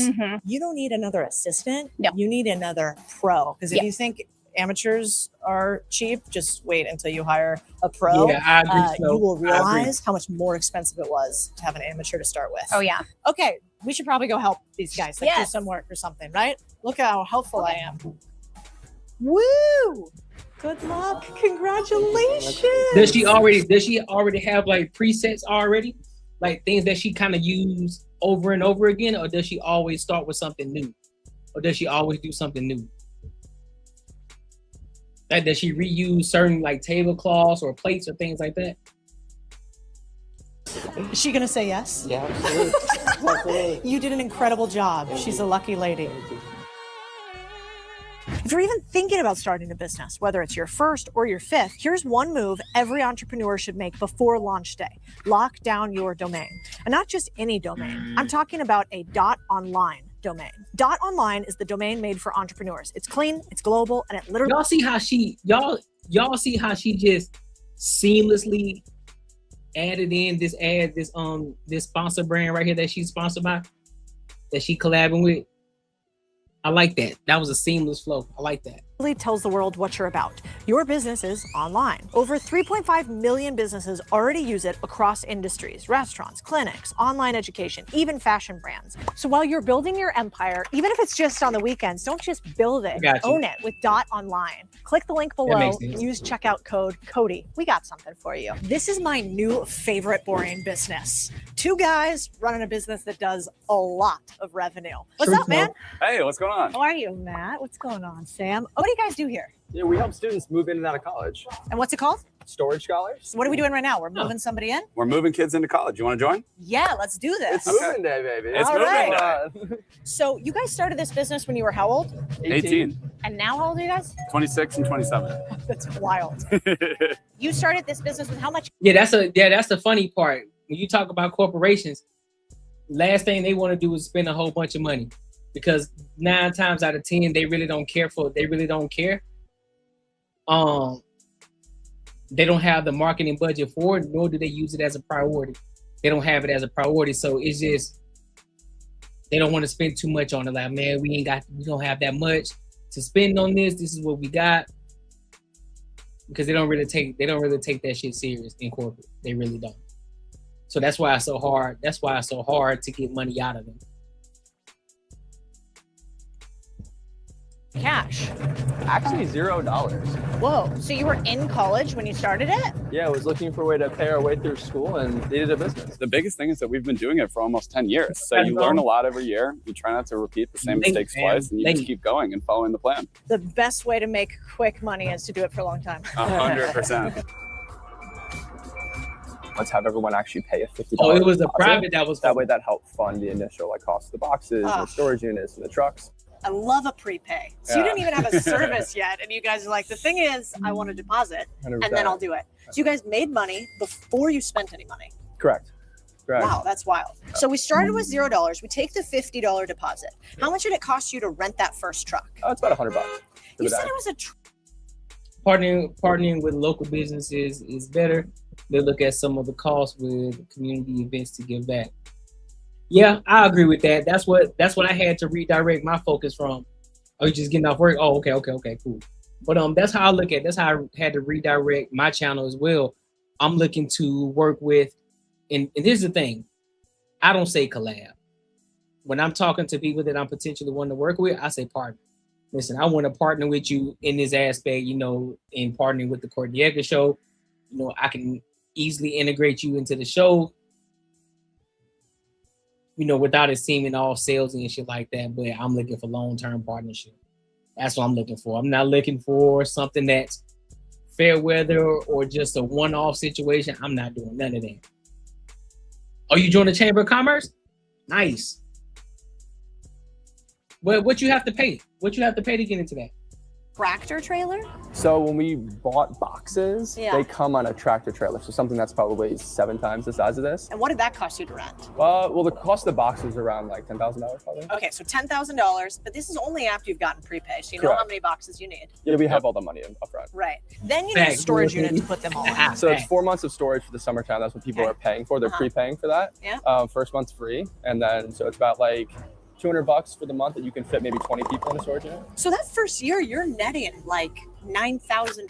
$18,000 in revenue, 64 customers, year one. $18,000 in revenue in year one. 64 customers. How Yeah. much profit? It's complicated startup costs, I would say, when you have like different partnerships and stuff like that. But yeah, we made a couple $1,000s in year one. It was year 2 and 3 we started to actually. So you're making like 10 to 20% margins in the first year because you kind of don't know what you're doing. Yeah. That's a fair What do way they to call say it? Like checkbook accounting or something, Yeah. or like checking account accounting. Yeah, it's my favorite It's growing, type. right? Yeah, exactly. I'm like, is there more in my pocket or less? I love your branding. I love that you guys put your face on the box. Was that to kind of show that this is humans and like young people just like you? I think it was also kind of a joke to like the lawyer on the park bench. Hey, no, like this is Sam or Matt, your classmate from biology class that's helping move us into out. Oh, I love that. So basically, you sign up on our website, we ship you all the boxes, tape, bubble wrap, and labels. You pack up your stuff, you snap a couple photos of the items you're looking to store, lock them in your room and go home. Whoa, And then- I just leave them in my room. Yep. And then we partner with these different universities. That way we can come in the day after campus closes. That's not bad. Do everything out in a 500 for the year? 24 to 40-hour window, and also use a lot of the students on campus when they're done with their final exams to help do the actual moving. That's sick. So you guys get access to a full row of basically storage, or I guess dorms. Grab all their stuff, put it in a big truck like this, and you're off. That way it's Oh, really shit. like optimized as well, so we can go Eventually. dorm by dorm. Well, Excuse me. Bless me. Eventually, I'm gonna tap into a Chamber of Commerce. Eventually, I'm gonna tap into one. But I want to get. But here's my thing. Before I do, I want to buy one business first. Once I do that, then I will. by floor and just bang it all out. Whoa, okay, taking me back. Now we're in college dorms. And for you guys, you started out by just being in one of these and deciding you were gonna knock on a bunch of your neighbors and asked if they wanted to move their stuff out, right? Yeah, we ended up just printing out some flyers, went door to door, and said, hey, where are you from? You know, did you take a flight here? Do you need a place to store your stuff over the summer? And if they said yes, gave them a flyer and got them signed up.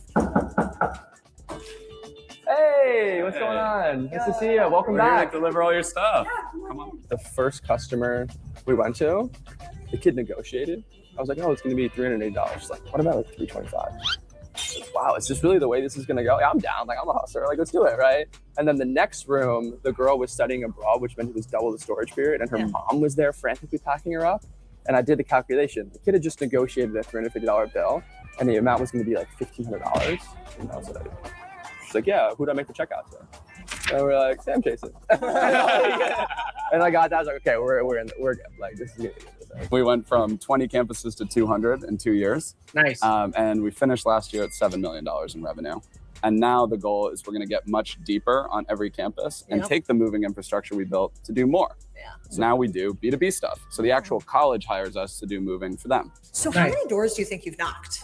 In year one, we did every student on campus. That was about 1,000. Whoa. And then since then, maybe 1,000 every year after that. And do you guys continue to use that as your main strategy? Not every student has kind of the guts to go do that every time, but we do flyering, we do chalking, and then some of the Boulder interns that we have. Yeah, I couldn't either. Well, That's cool. So chalking, I mean, you write on the... Listen, I'm the same, Bull City, I'm the same way. I'm the same way, especially in college. Man, there was a lot of things that boxes... Yeah, right. I'm finna look at some of these clothes that I know that I ain't gonna wear again. Trash. Or Goodwill. Trash, Goodwill. I was throwing so much shit away and giving so much stuff away. I'm like, listen, I'm trying to leave out of here with at least max 2 to 3 bags. That's it.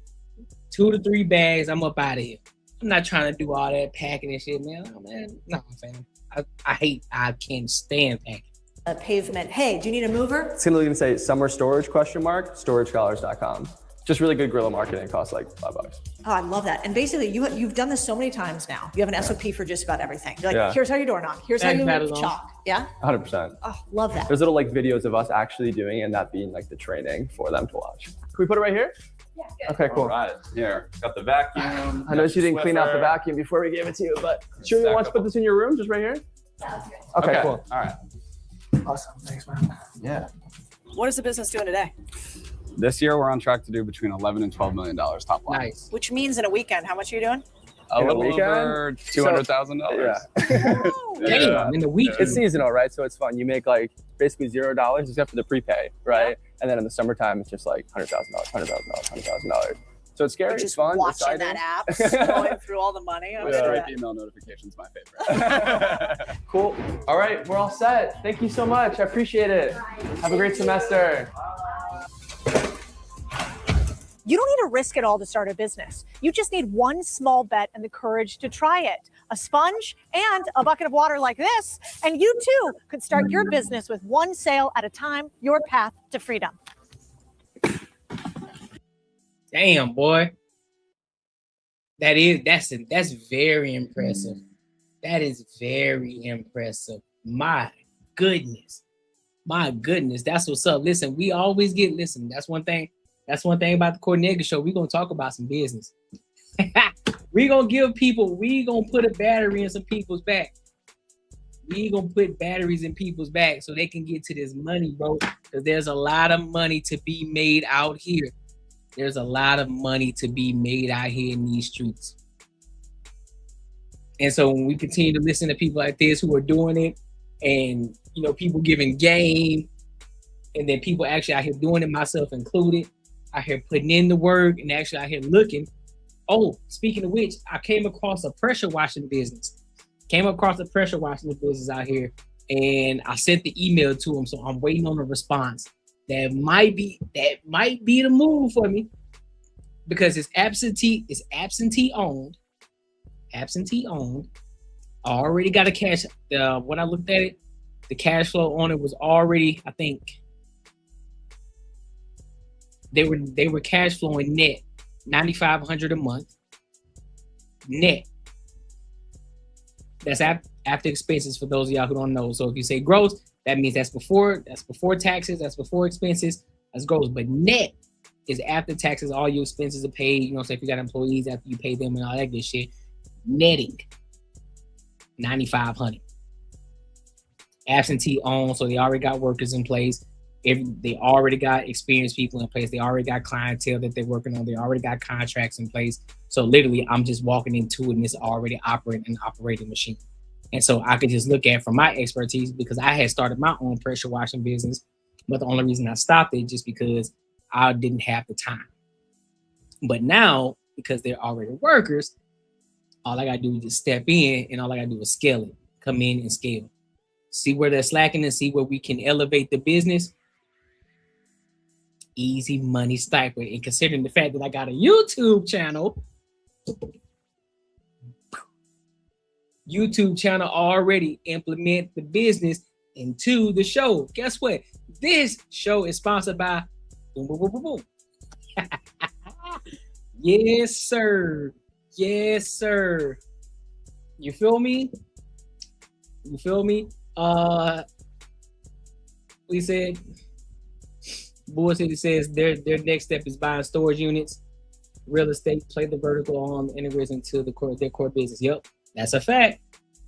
Bull City is so damn hot in Arizona, the water evaporates before the water hits the pavement. Yep, that's a fact. Right, bro, right now, in February, it was 82 degrees today. Now, of course, it's colder now at night, but it was 82 degrees. When I was outside pressure washing in the backyard, 82 degrees. It's crazy. I appreciate your knowledge and willingness to help. Of course, Jermaine. Of course, bro. For sure. All right, y'all. So let's get back into this degenerate behavior. Let's get back into this degenerate behavior. We always got to talk about money on this channel. We got to, because we trying to level up. Y'all see why I got the level up behind me. We always got to level up. We focusing on level up. We can talk about everything under the sun, but we got to get back to the money. That's why y'all should also tap into the Patreon. If you haven't tapped into the Patreon, link is in the description as well as pinned in the comments. All right. So let's go over to Pop the Balloon. Let's get to Pop the Balloon. I haven't done a reaction on Pop the Balloon in so long, but I want to see what's new under the sun. So let's go ahead and get into it. I haven't seen it yet. I just said, you know what? I'm gonna watch the next episode, and we probably do like two guys, and then we just gonna do some commentary on it. All right. So let's go ahead and rock out.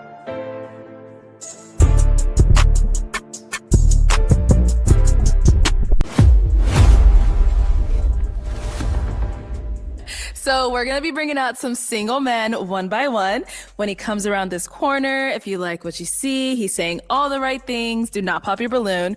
However, if there's anything that you're just really not feeling, whatever that may be, go ahead and pop your balloon, and I'll go over to each of you and see why you ended up popping. Are you ladies ready? Yes. Okay. With that being said, let's go ahead and bring out our first single guy. Hold up. Hello. Welcome in. What's your name? Wavy. Wavy.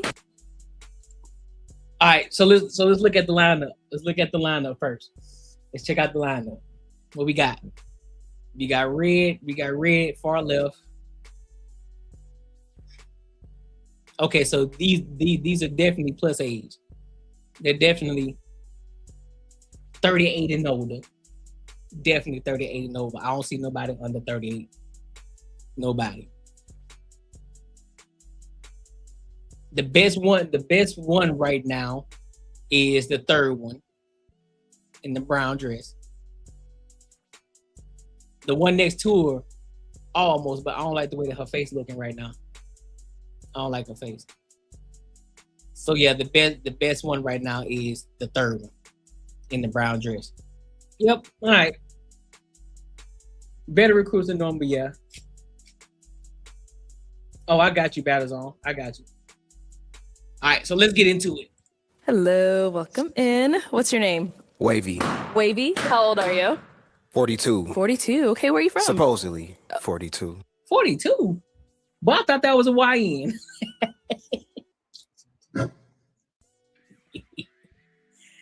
All right, you got it.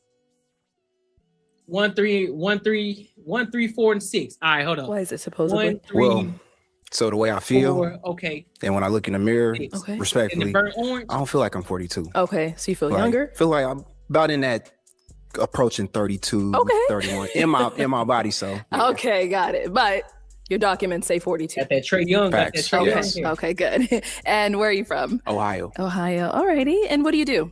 So I'm the founder, chief creative director, and logistics operator for Splash Society Inc. It's a company that specializes in advertisement, marketing, brand content creation, Nice. business entity formation, and Thankfully, I'm a first generation self-published author. My first book I put out is called You're Not High Enough, 7 Major Keys to Succeed. It's on Amazon, Google it, Wavy Lee, look it up. All right. And now what are some things you like to do for fun? For fun, so I like to be in the gym, definitely like to exercise my faith, you know, getting my word, praying, definitely about that. That's my anchor. God is the foundation of my life. If it wasn't for him, I just wouldn't even be who I am today.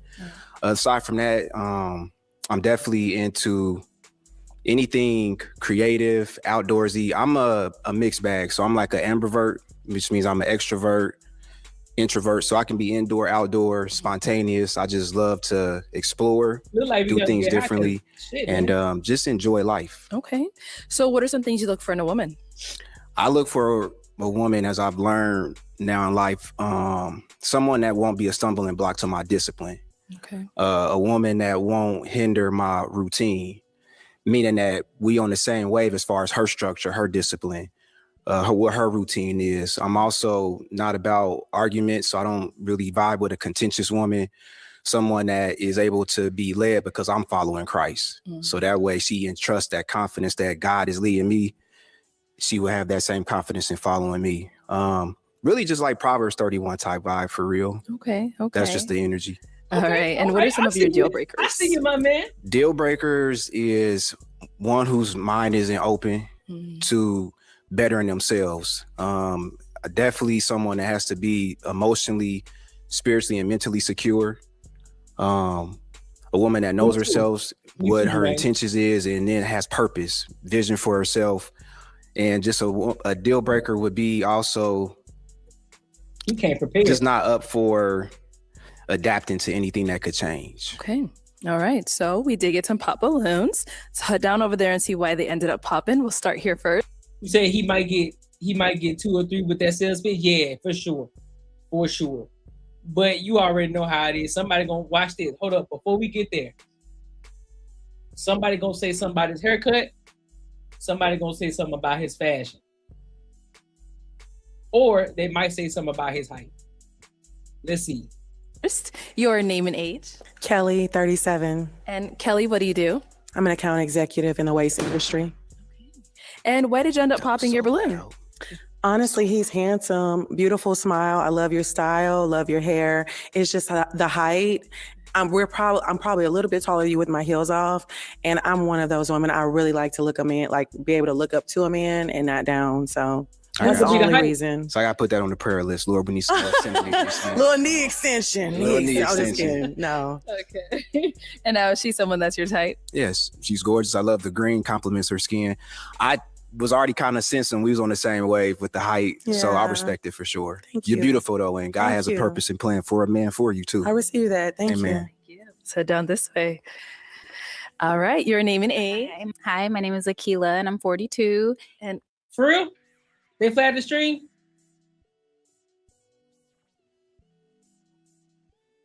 God damn it.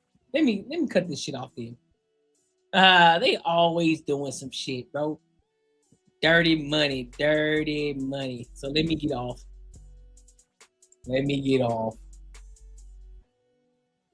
check. Let's see.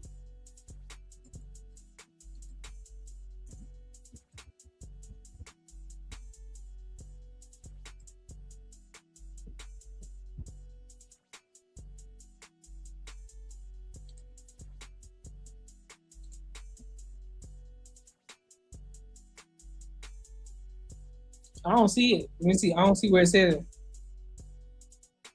Right. But well, back to the money talk. You feel me? God damn, boy. All right, so let me go. Let me go. Let me get off of here. Jesus Christ.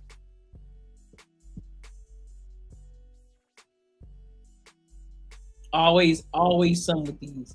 Always some with these people. It kicked both of y'all? Okay. So let me go back out there. Jesus Christ. Give me a second.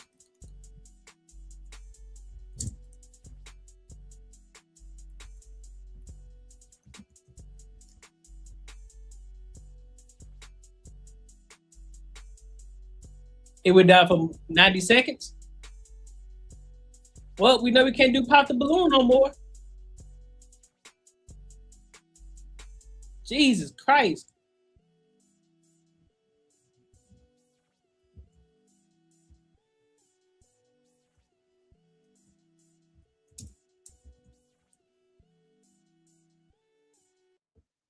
All right, let's see what we got.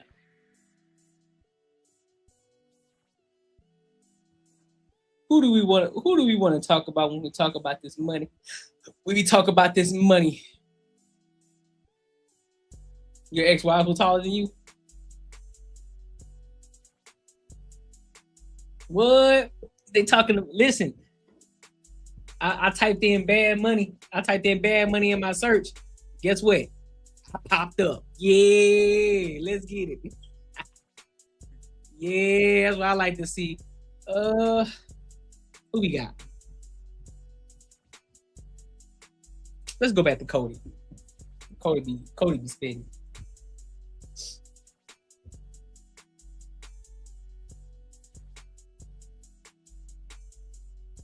Ooh, this is a good one. Stop thinking you need to leave your 9-to-5 to get rich. I didn't build wealth by leaving my 9-to-5. I built wealth by leveraging it with a proven system that works. It's a repeatable path that turns your paycheck into ownership and ownership into freedom. In this video, I'm going to show you how you can build wealth with a common salary and a real life. You need to start thinking differently about your job. You should see your current income as the biggest lever you have. So with that in mind, you have to negotiate every salary, every bonus, every move, even jump jobs if there's no additional way for you to earn. So even when you are scared, especially when you are scared, in fact, I'm telling you, you can start with what you're making and use it to start building something that could grow without clocking in. And the unlock moment for all of you, if you don't negotiate, you subsidize everyone else who does. But that's not going to be you. You didn't come to play, so this is you. You work your tail off, keep track of your wins, and every year at your review, you lobby hard for a 5% raise. At year 3, you've maxed out, the company won't give you any more, so you jump to a new company and get a 10K pay bump. And you keep getting raises and keep requesting more. So smart negotiations and one job jump gave you the equivalent of a down payment or the ability to wipe out credit card debt. Okay, now here's a huge lesson. Most people only negotiate one thing, salary. That's a mistake. But how do you negotiate to get what you want? You have to know how valuable you are. In order to get more money from the company, you also have to know how much the company makes because of you. If you walk in asking for more money with no proof, that's not. So translation, for those of y'all who don't know, if you're working at a job right now and see, first of all, let's go ahead and clear this out. Let's go ahead and clear this air out right now. We aren't in the times where you work a job for 20 plus years and next thing you know, you get a pension. We ain't in that time frame no more, because even those people back in the day, they would sit here and tell you, oh, you need to learn how to stay at the job and work all the way through. No. That don't work anymore. What you got to do first and foremost before you go into the job, already understand your experiences, already understand where you are at. If you're going to a different job, but you have the experience that job needs, right? You have to be able to negotiate. Now, you also need to understand, and you also need to understand equity.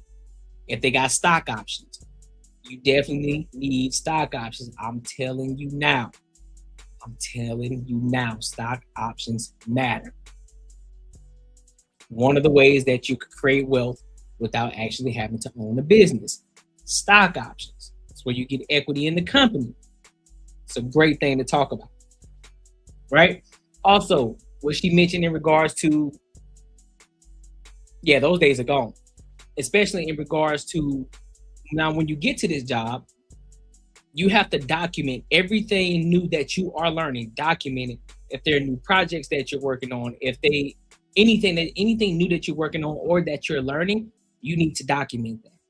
The reason being because that's going to give you a leg up when, one, if you decide to make a lateral move and you want to get a promotion, or you decide to go to a different company, because now you've gained new skills. Those are skills that you learned because you had to do different projects. It's something outside of what you were already doing and what you were hired for. So now you take that, document that, boom. Now you're able to use that in negotiation when you go to get another job.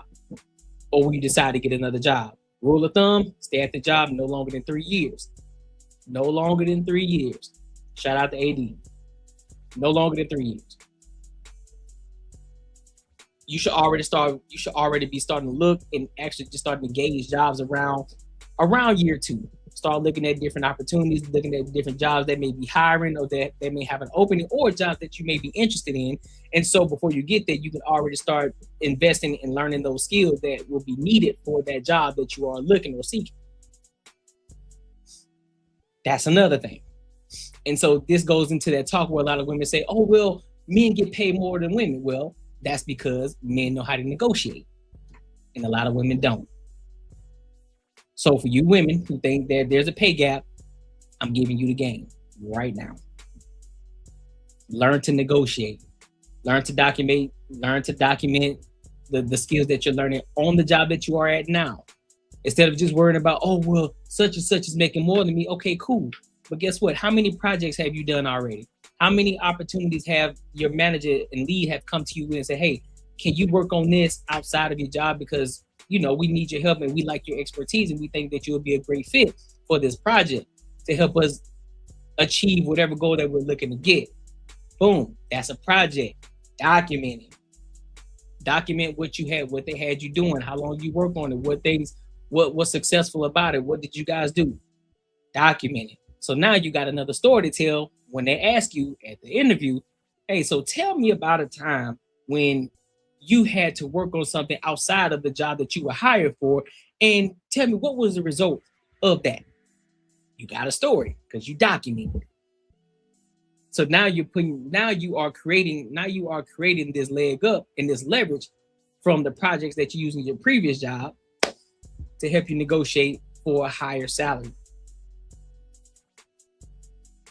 Oh, don't worry, we're gonna get to the Roth IRAs and the investment 401k, because a lot of people don't even know about that either. Man, listen. Yep, vested interest in the company's success. Facts. Yep. I have never had a salary, been self-employed since 19 years old. That's what's up. That's what's up, Bull City. 41 now. It's not for the weak. I admire 40-hour-a-week people to work ethic. Man, listen.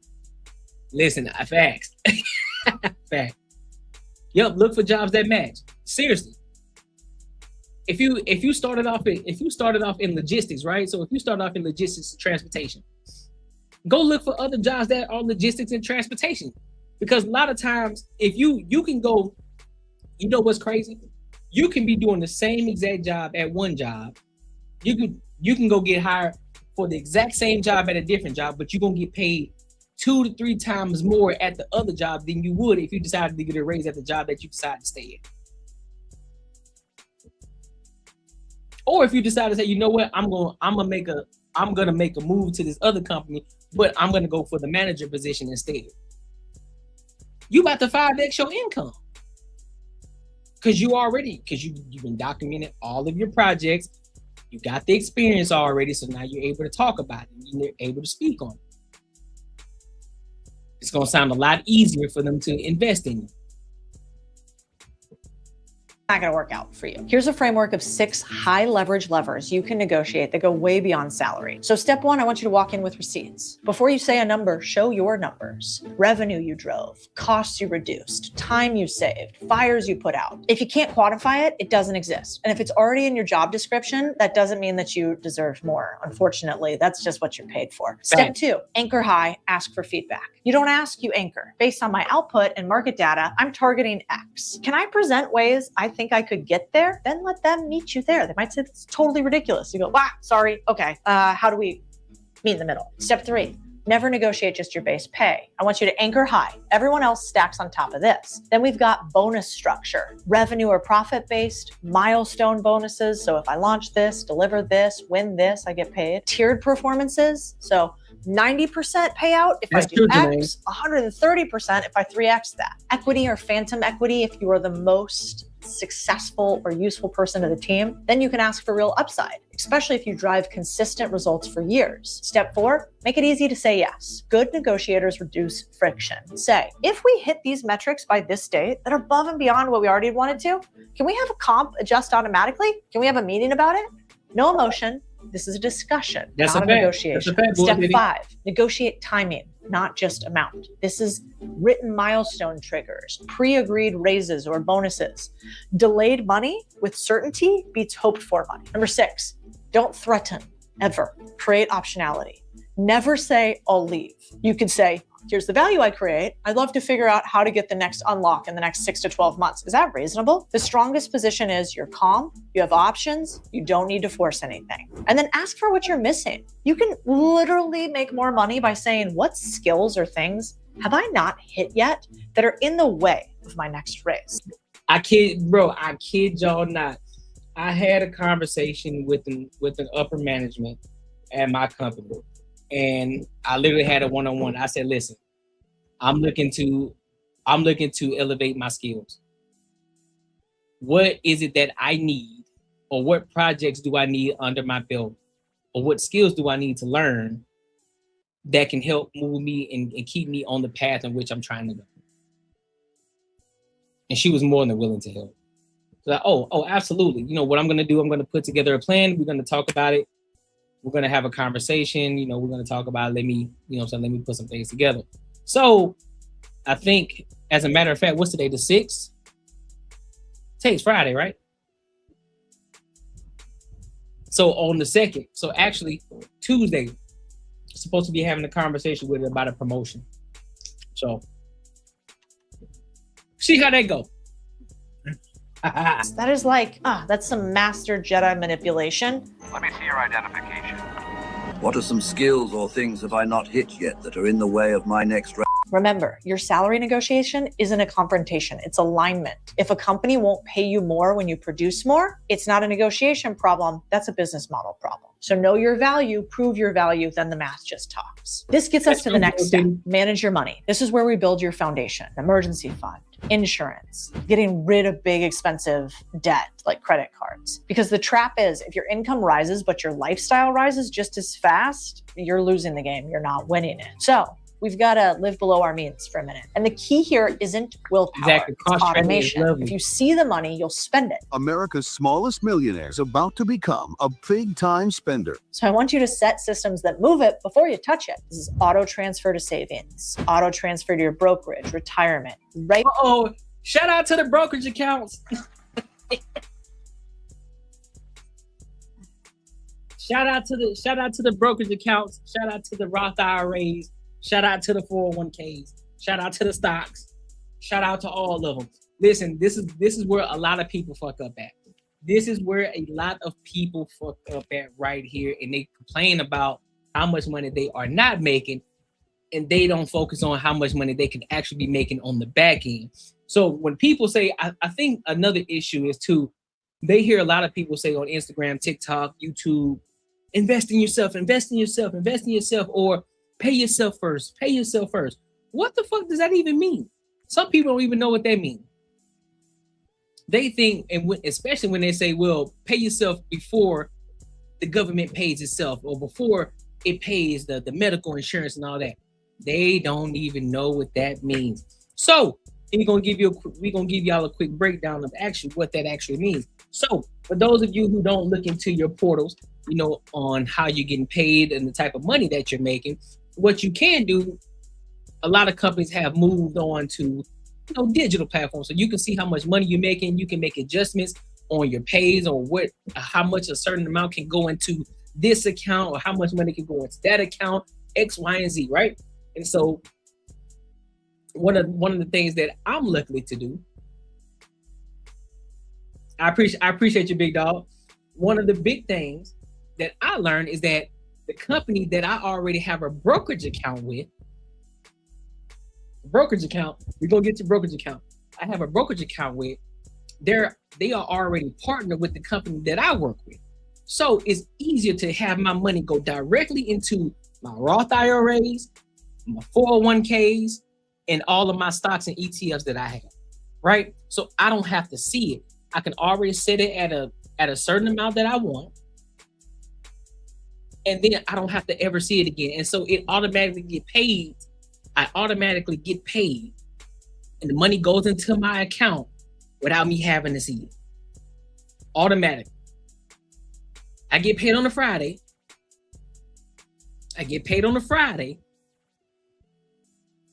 But I get paid on Wednesday to my brokerage account through my investments that I pay myself first.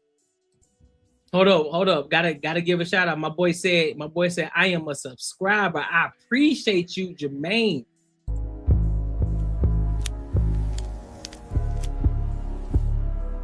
That's top dog aura right there. Appreciate you. So this is what they mean by investing in yourself first. So this is why you should go and get my ebook, Earn While You Save. The link is in the description as well as pinned in the comments. You can find the ebook there. That's why you got to tap into the Patreon. I'm telling you, it's a very valuable book. It's a very valuable ebook. I'm telling you now, it will save your life and it will save your finances. It's $60. It would do you more good to pay the $60 and save you hundreds and hundreds of dollars versus not paying $60 and losing out on hundreds and hundreds and hundreds of dollars. So yes, if you are at a job right now, go into your portal, figure out how much you can pay, or figure out how much you're getting paid. Start setting the percentage at how much you want to take out of your paycheck that you will never see. This is at the gross amount. This is at the gross amount before it pays the taxes, before it pays your insurance, the health, and all of that shit. Take that money out. Have that money automatically go into your brokerage account. Put your money into an ETF, and I break that down in the ebook as well, and tell you what ETFs to go ahead and invest in. Easy. And over time, don't look at your brokerage account. And over time, you're going to realize that your money has been working for you instead of putting it in a traditional savings account, and it ain't making you no money. And more times than not, you're losing money more than anything because your money ain't working for you. We want our money working for us. If you see an easy 30K, see what I'm saying? You already on top of it. Yep, and the insurance. You gotta get life insurance. You gotta get life insurance. Listen, we here. We here on the Cornega Show. We here. When your paycheck hits. This is what I did in the beginning when I had a paycheck. So back when I was working for other people, I would immediately select, and almost every company allows you to do this. At my height, I did 25% of every dollar I made immediately went into my savings. And that meant that I didn't even realize that I had anything to spend. I think I do 20%. And that's how you keep the ownership loop running, even when life gets busy. There's a lot of ways people do this. I like the classic 50-30-20 rule. Almost everybody in finance knows this rule. Normal people don't. Here's how it goes. 50% of your paycheck goes to needs, 30% to wants, 20% to savings, investing, etc.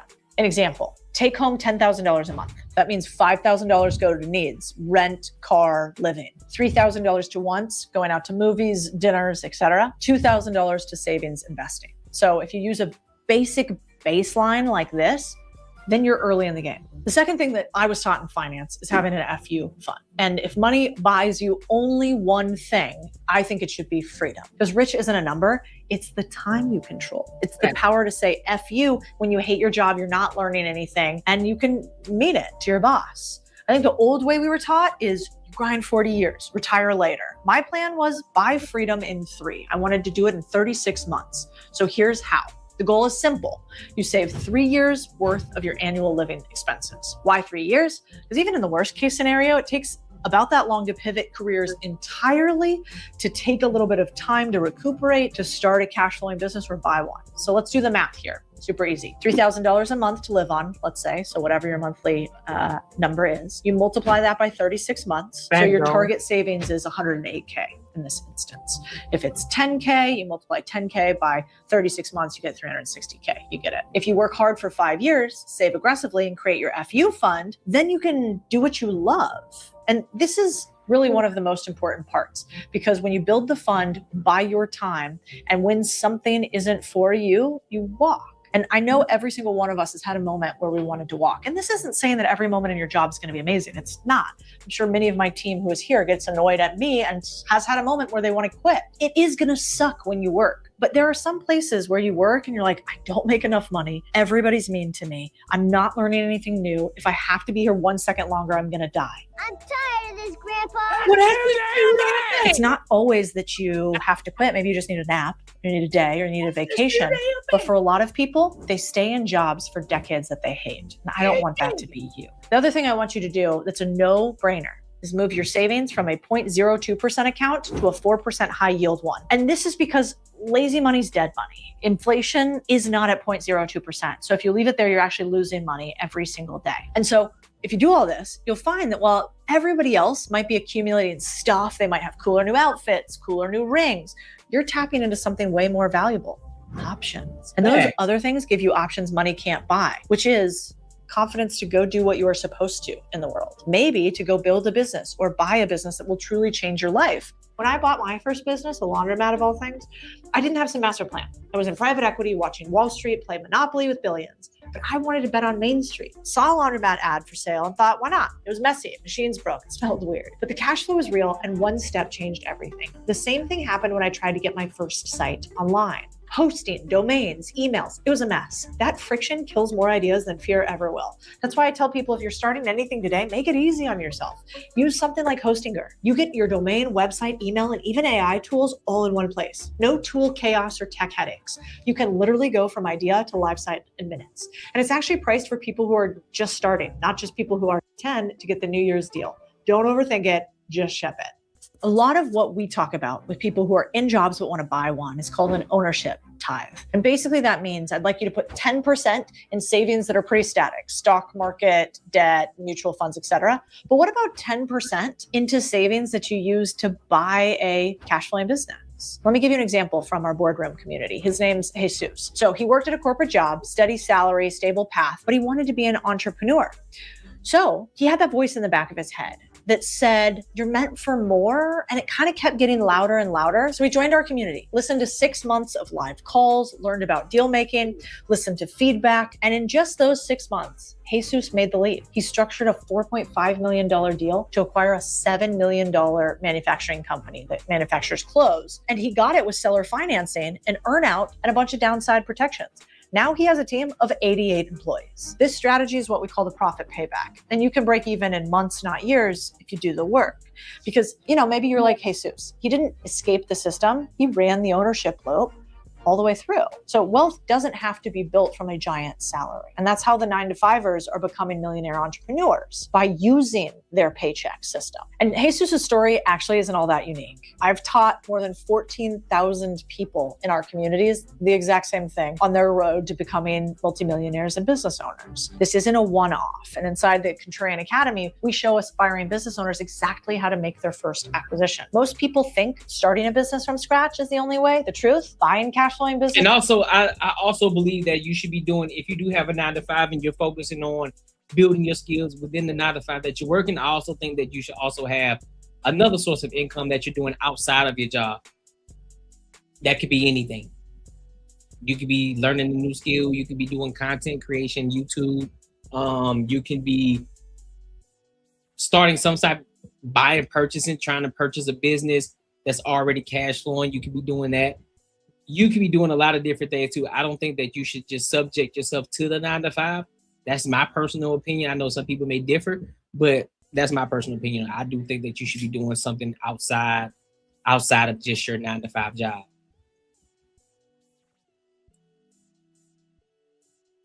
I appreciate you, Mr. Courtney.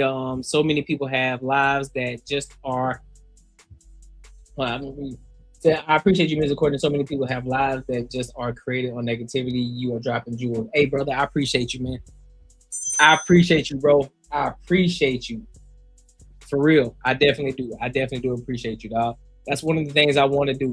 Yeah, sometimes we may get into the degenerate behavior sometimes, but we always got to tie it back to the money. We always got to talk about how we're going to level up and grow.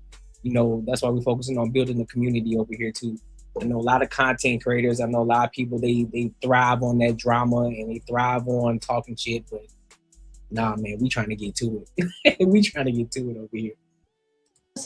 maybe even I appreciate more you, man. interesting. By the way, if you want to learn everything I just talked about in 72 hours, virtual from anywhere in the world. Speaking of which, Bull City, he said you can grow your sugar mama and have them pay for their own wants. Facts. That frees up some of your cash. That's true too. So look, peep this email that I sent. Remember the pressure washing business I was talking about? So peep. Let me show you. So that's the email that I sent them. So y'all can see.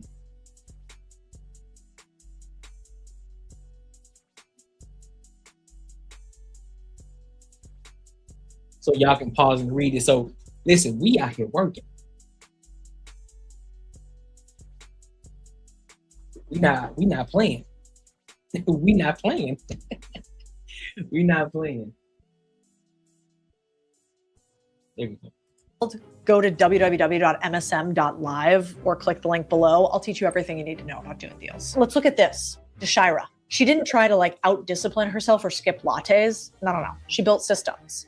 So she bought First Light Home Care, and she bought it for $850,000 using an SBA loan. The business generates $2.1 million in revenue with $300,000 in profit and is on track to make $2.9 million this year. And while she did it, she kept the former owner as a care manager. She runs the business remotely from Atlanta. I actually don't recommend that part. She's a stud. That's hard to do. And that's it. And she bought it while she was an employee. That's the ownership loop. So the minute her financial system took over, her brain realized you could continue to build even while you earn. And the Academy teaches you how to find these deals, evaluate them, structure them. Let's get really particular. How would we even find one of these right now? Let's look at what's available on BizScout. So here's one, $25K to what kind of food as truck? a price. Well, I mean, you can only put down. What kind of food would you be making?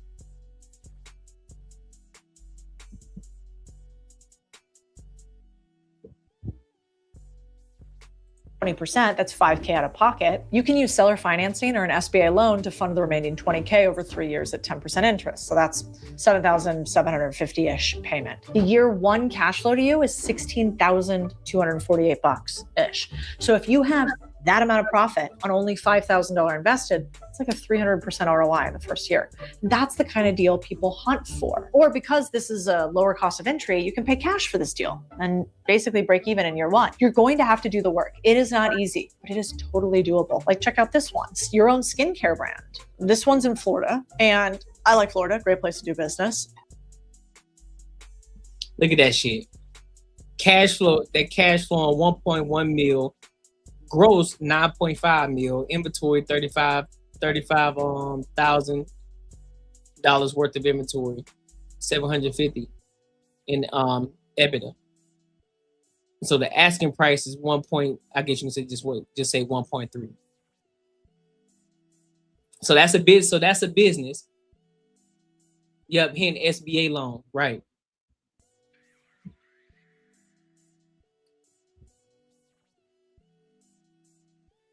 So look, that's a business that somebody can buy right now. Well, I'm pretty sure somebody may have already bought it yet, but I'm just talking about in the time in which she showed this. So you can buy a business, you can already out the gate be making $1 million because it's already cash flowing. It's already cash flowing 1 mil.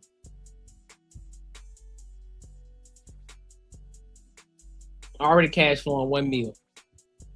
And you can use an SBA loan, or if you're good, or depending on the type of seller that you're dealing with, they may be open to creative financing, which you could do creative financing, which if you wanted to, you could potentially have zero down and you can pay them a certain amount over time plus interest. Which then you can also leverage that by saying, well, listen, if you want X amount of dollars over time, I'll pay that plus interest. So therefore you'll be making more money than what you are asking for right now.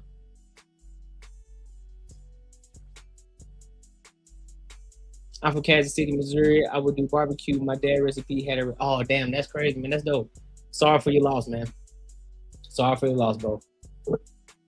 No personal income tax, which is nice, and a pretty low state corporate tax. I think it's 5.5%. We'll calculate payback using cash flow since that's your true take home if you operate it yourself. If you put 10% down and finance the rest with an SBA loan, in year one of cash flow, It's 1.1 million less your annual SBA loan payment of $186,000. So you're making about $913,000. That's a 700% return on the cash you invested. And these are just two examples. We need and the SBA is a small business administration. But they don't lend you the money. The banks actually lend you the money.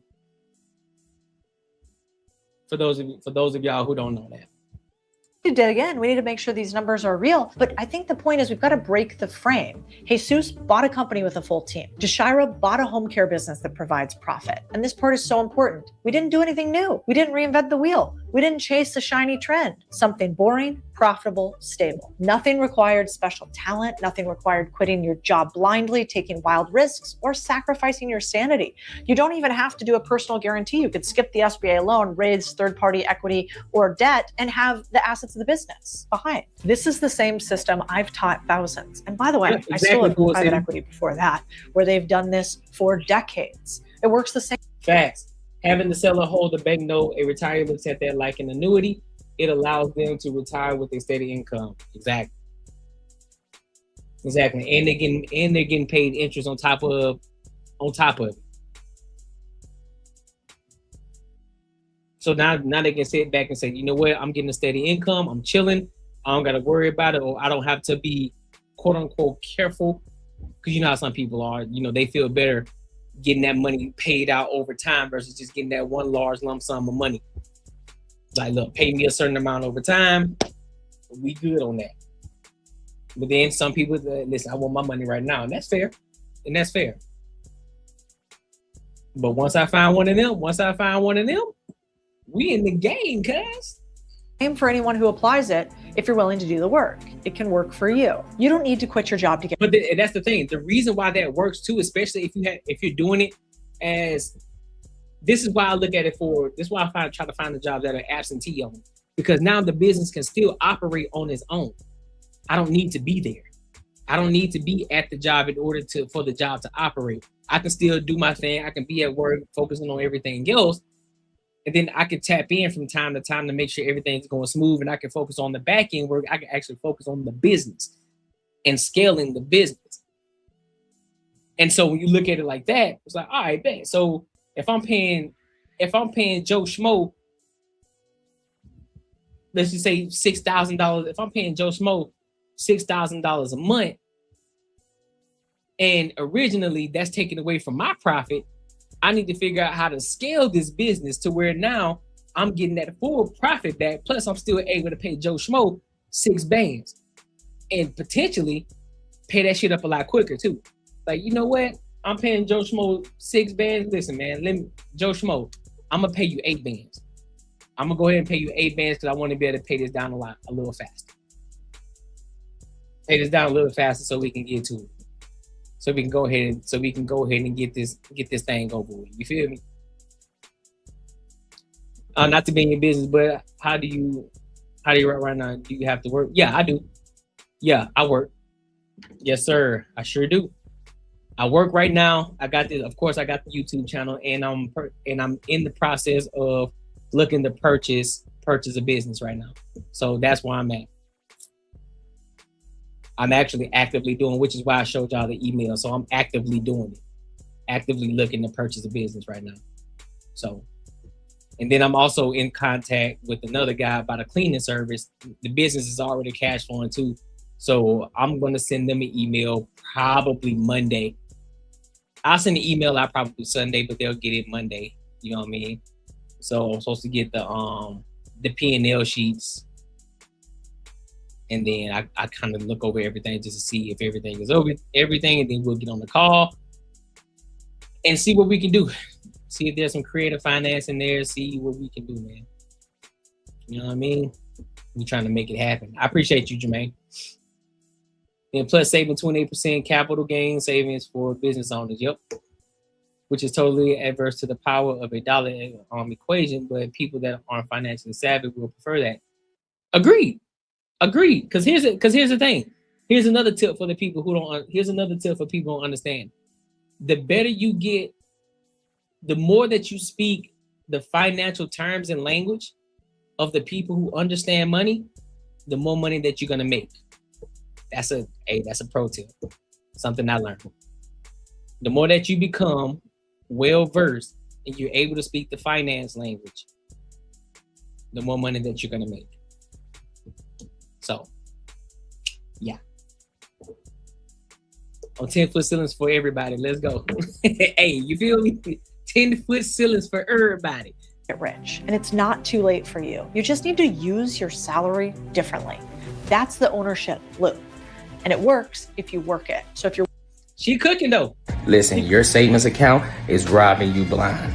But don't worry, I found out a way how to make my money work for me in my sleep, and I can help you do the exact same thing. Now, this isn't no get-rich-quick scheme. This isn't no pyramid scheme. This isn't something just trust me situation.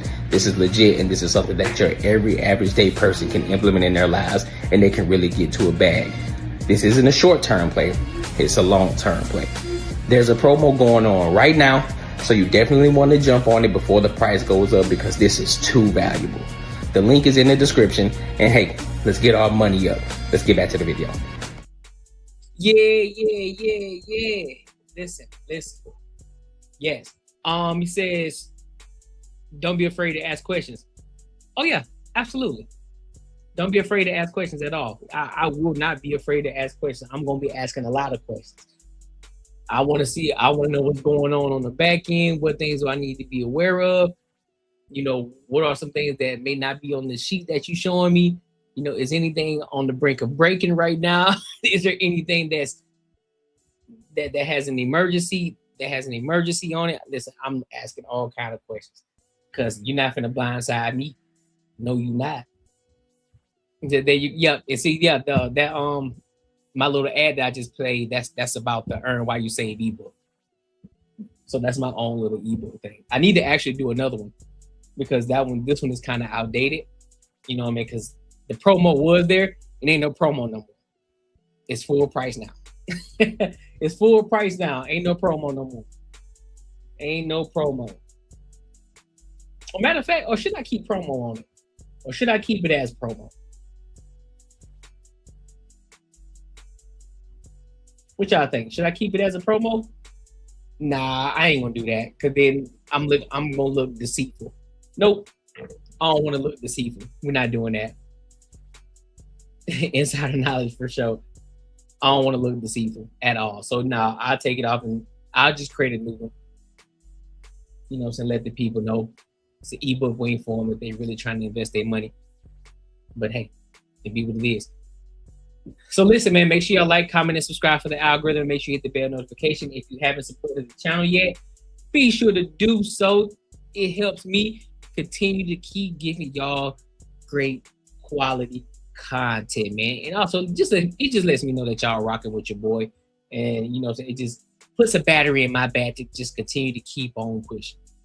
If I'm being honest, if I'm being 100% honest. Just puts a battery in my back, dog. You know what I mean? What else we got? I think we good. I think we got everything. Talked about everything. Yep, we sure did. Tonight was dope. Tonight was fire. Had some good topics. Definitely, you know we love talking about the money over here too. You know, we can get degenerate for a minute, but then we always got to tie it back to the money. And we love talking about the money. So make sure y'all are here. Depending on what's going on tomorrow, I might do another live. But if not, this is just going to be a replay tomorrow. Just going to replay it. It's going to be a premiere for the people who may have missed it. So yeah. But I appreciate y'all, my good people. I thank y'all, and I hope y'all have a great weekend. Make sure y'all are safe during the Super Bowl weekend. You know what I'm saying? Go and get your wings. Have fun. Enjoy your people. Drink responsibly. Don't go out here drinking and driving. Don't be doing no stupid shit and getting yourself in trouble. Stay locked in. If you're going to drink at the house. If you decide to go to somebody's crib and drink, get an Uber. Go and get an Uber, bro. It ain't that serious. It ain't worth your life. It ain't worth none of that. All right? So until next time, my good people, I appreciate y'all and I will holler. Oh no.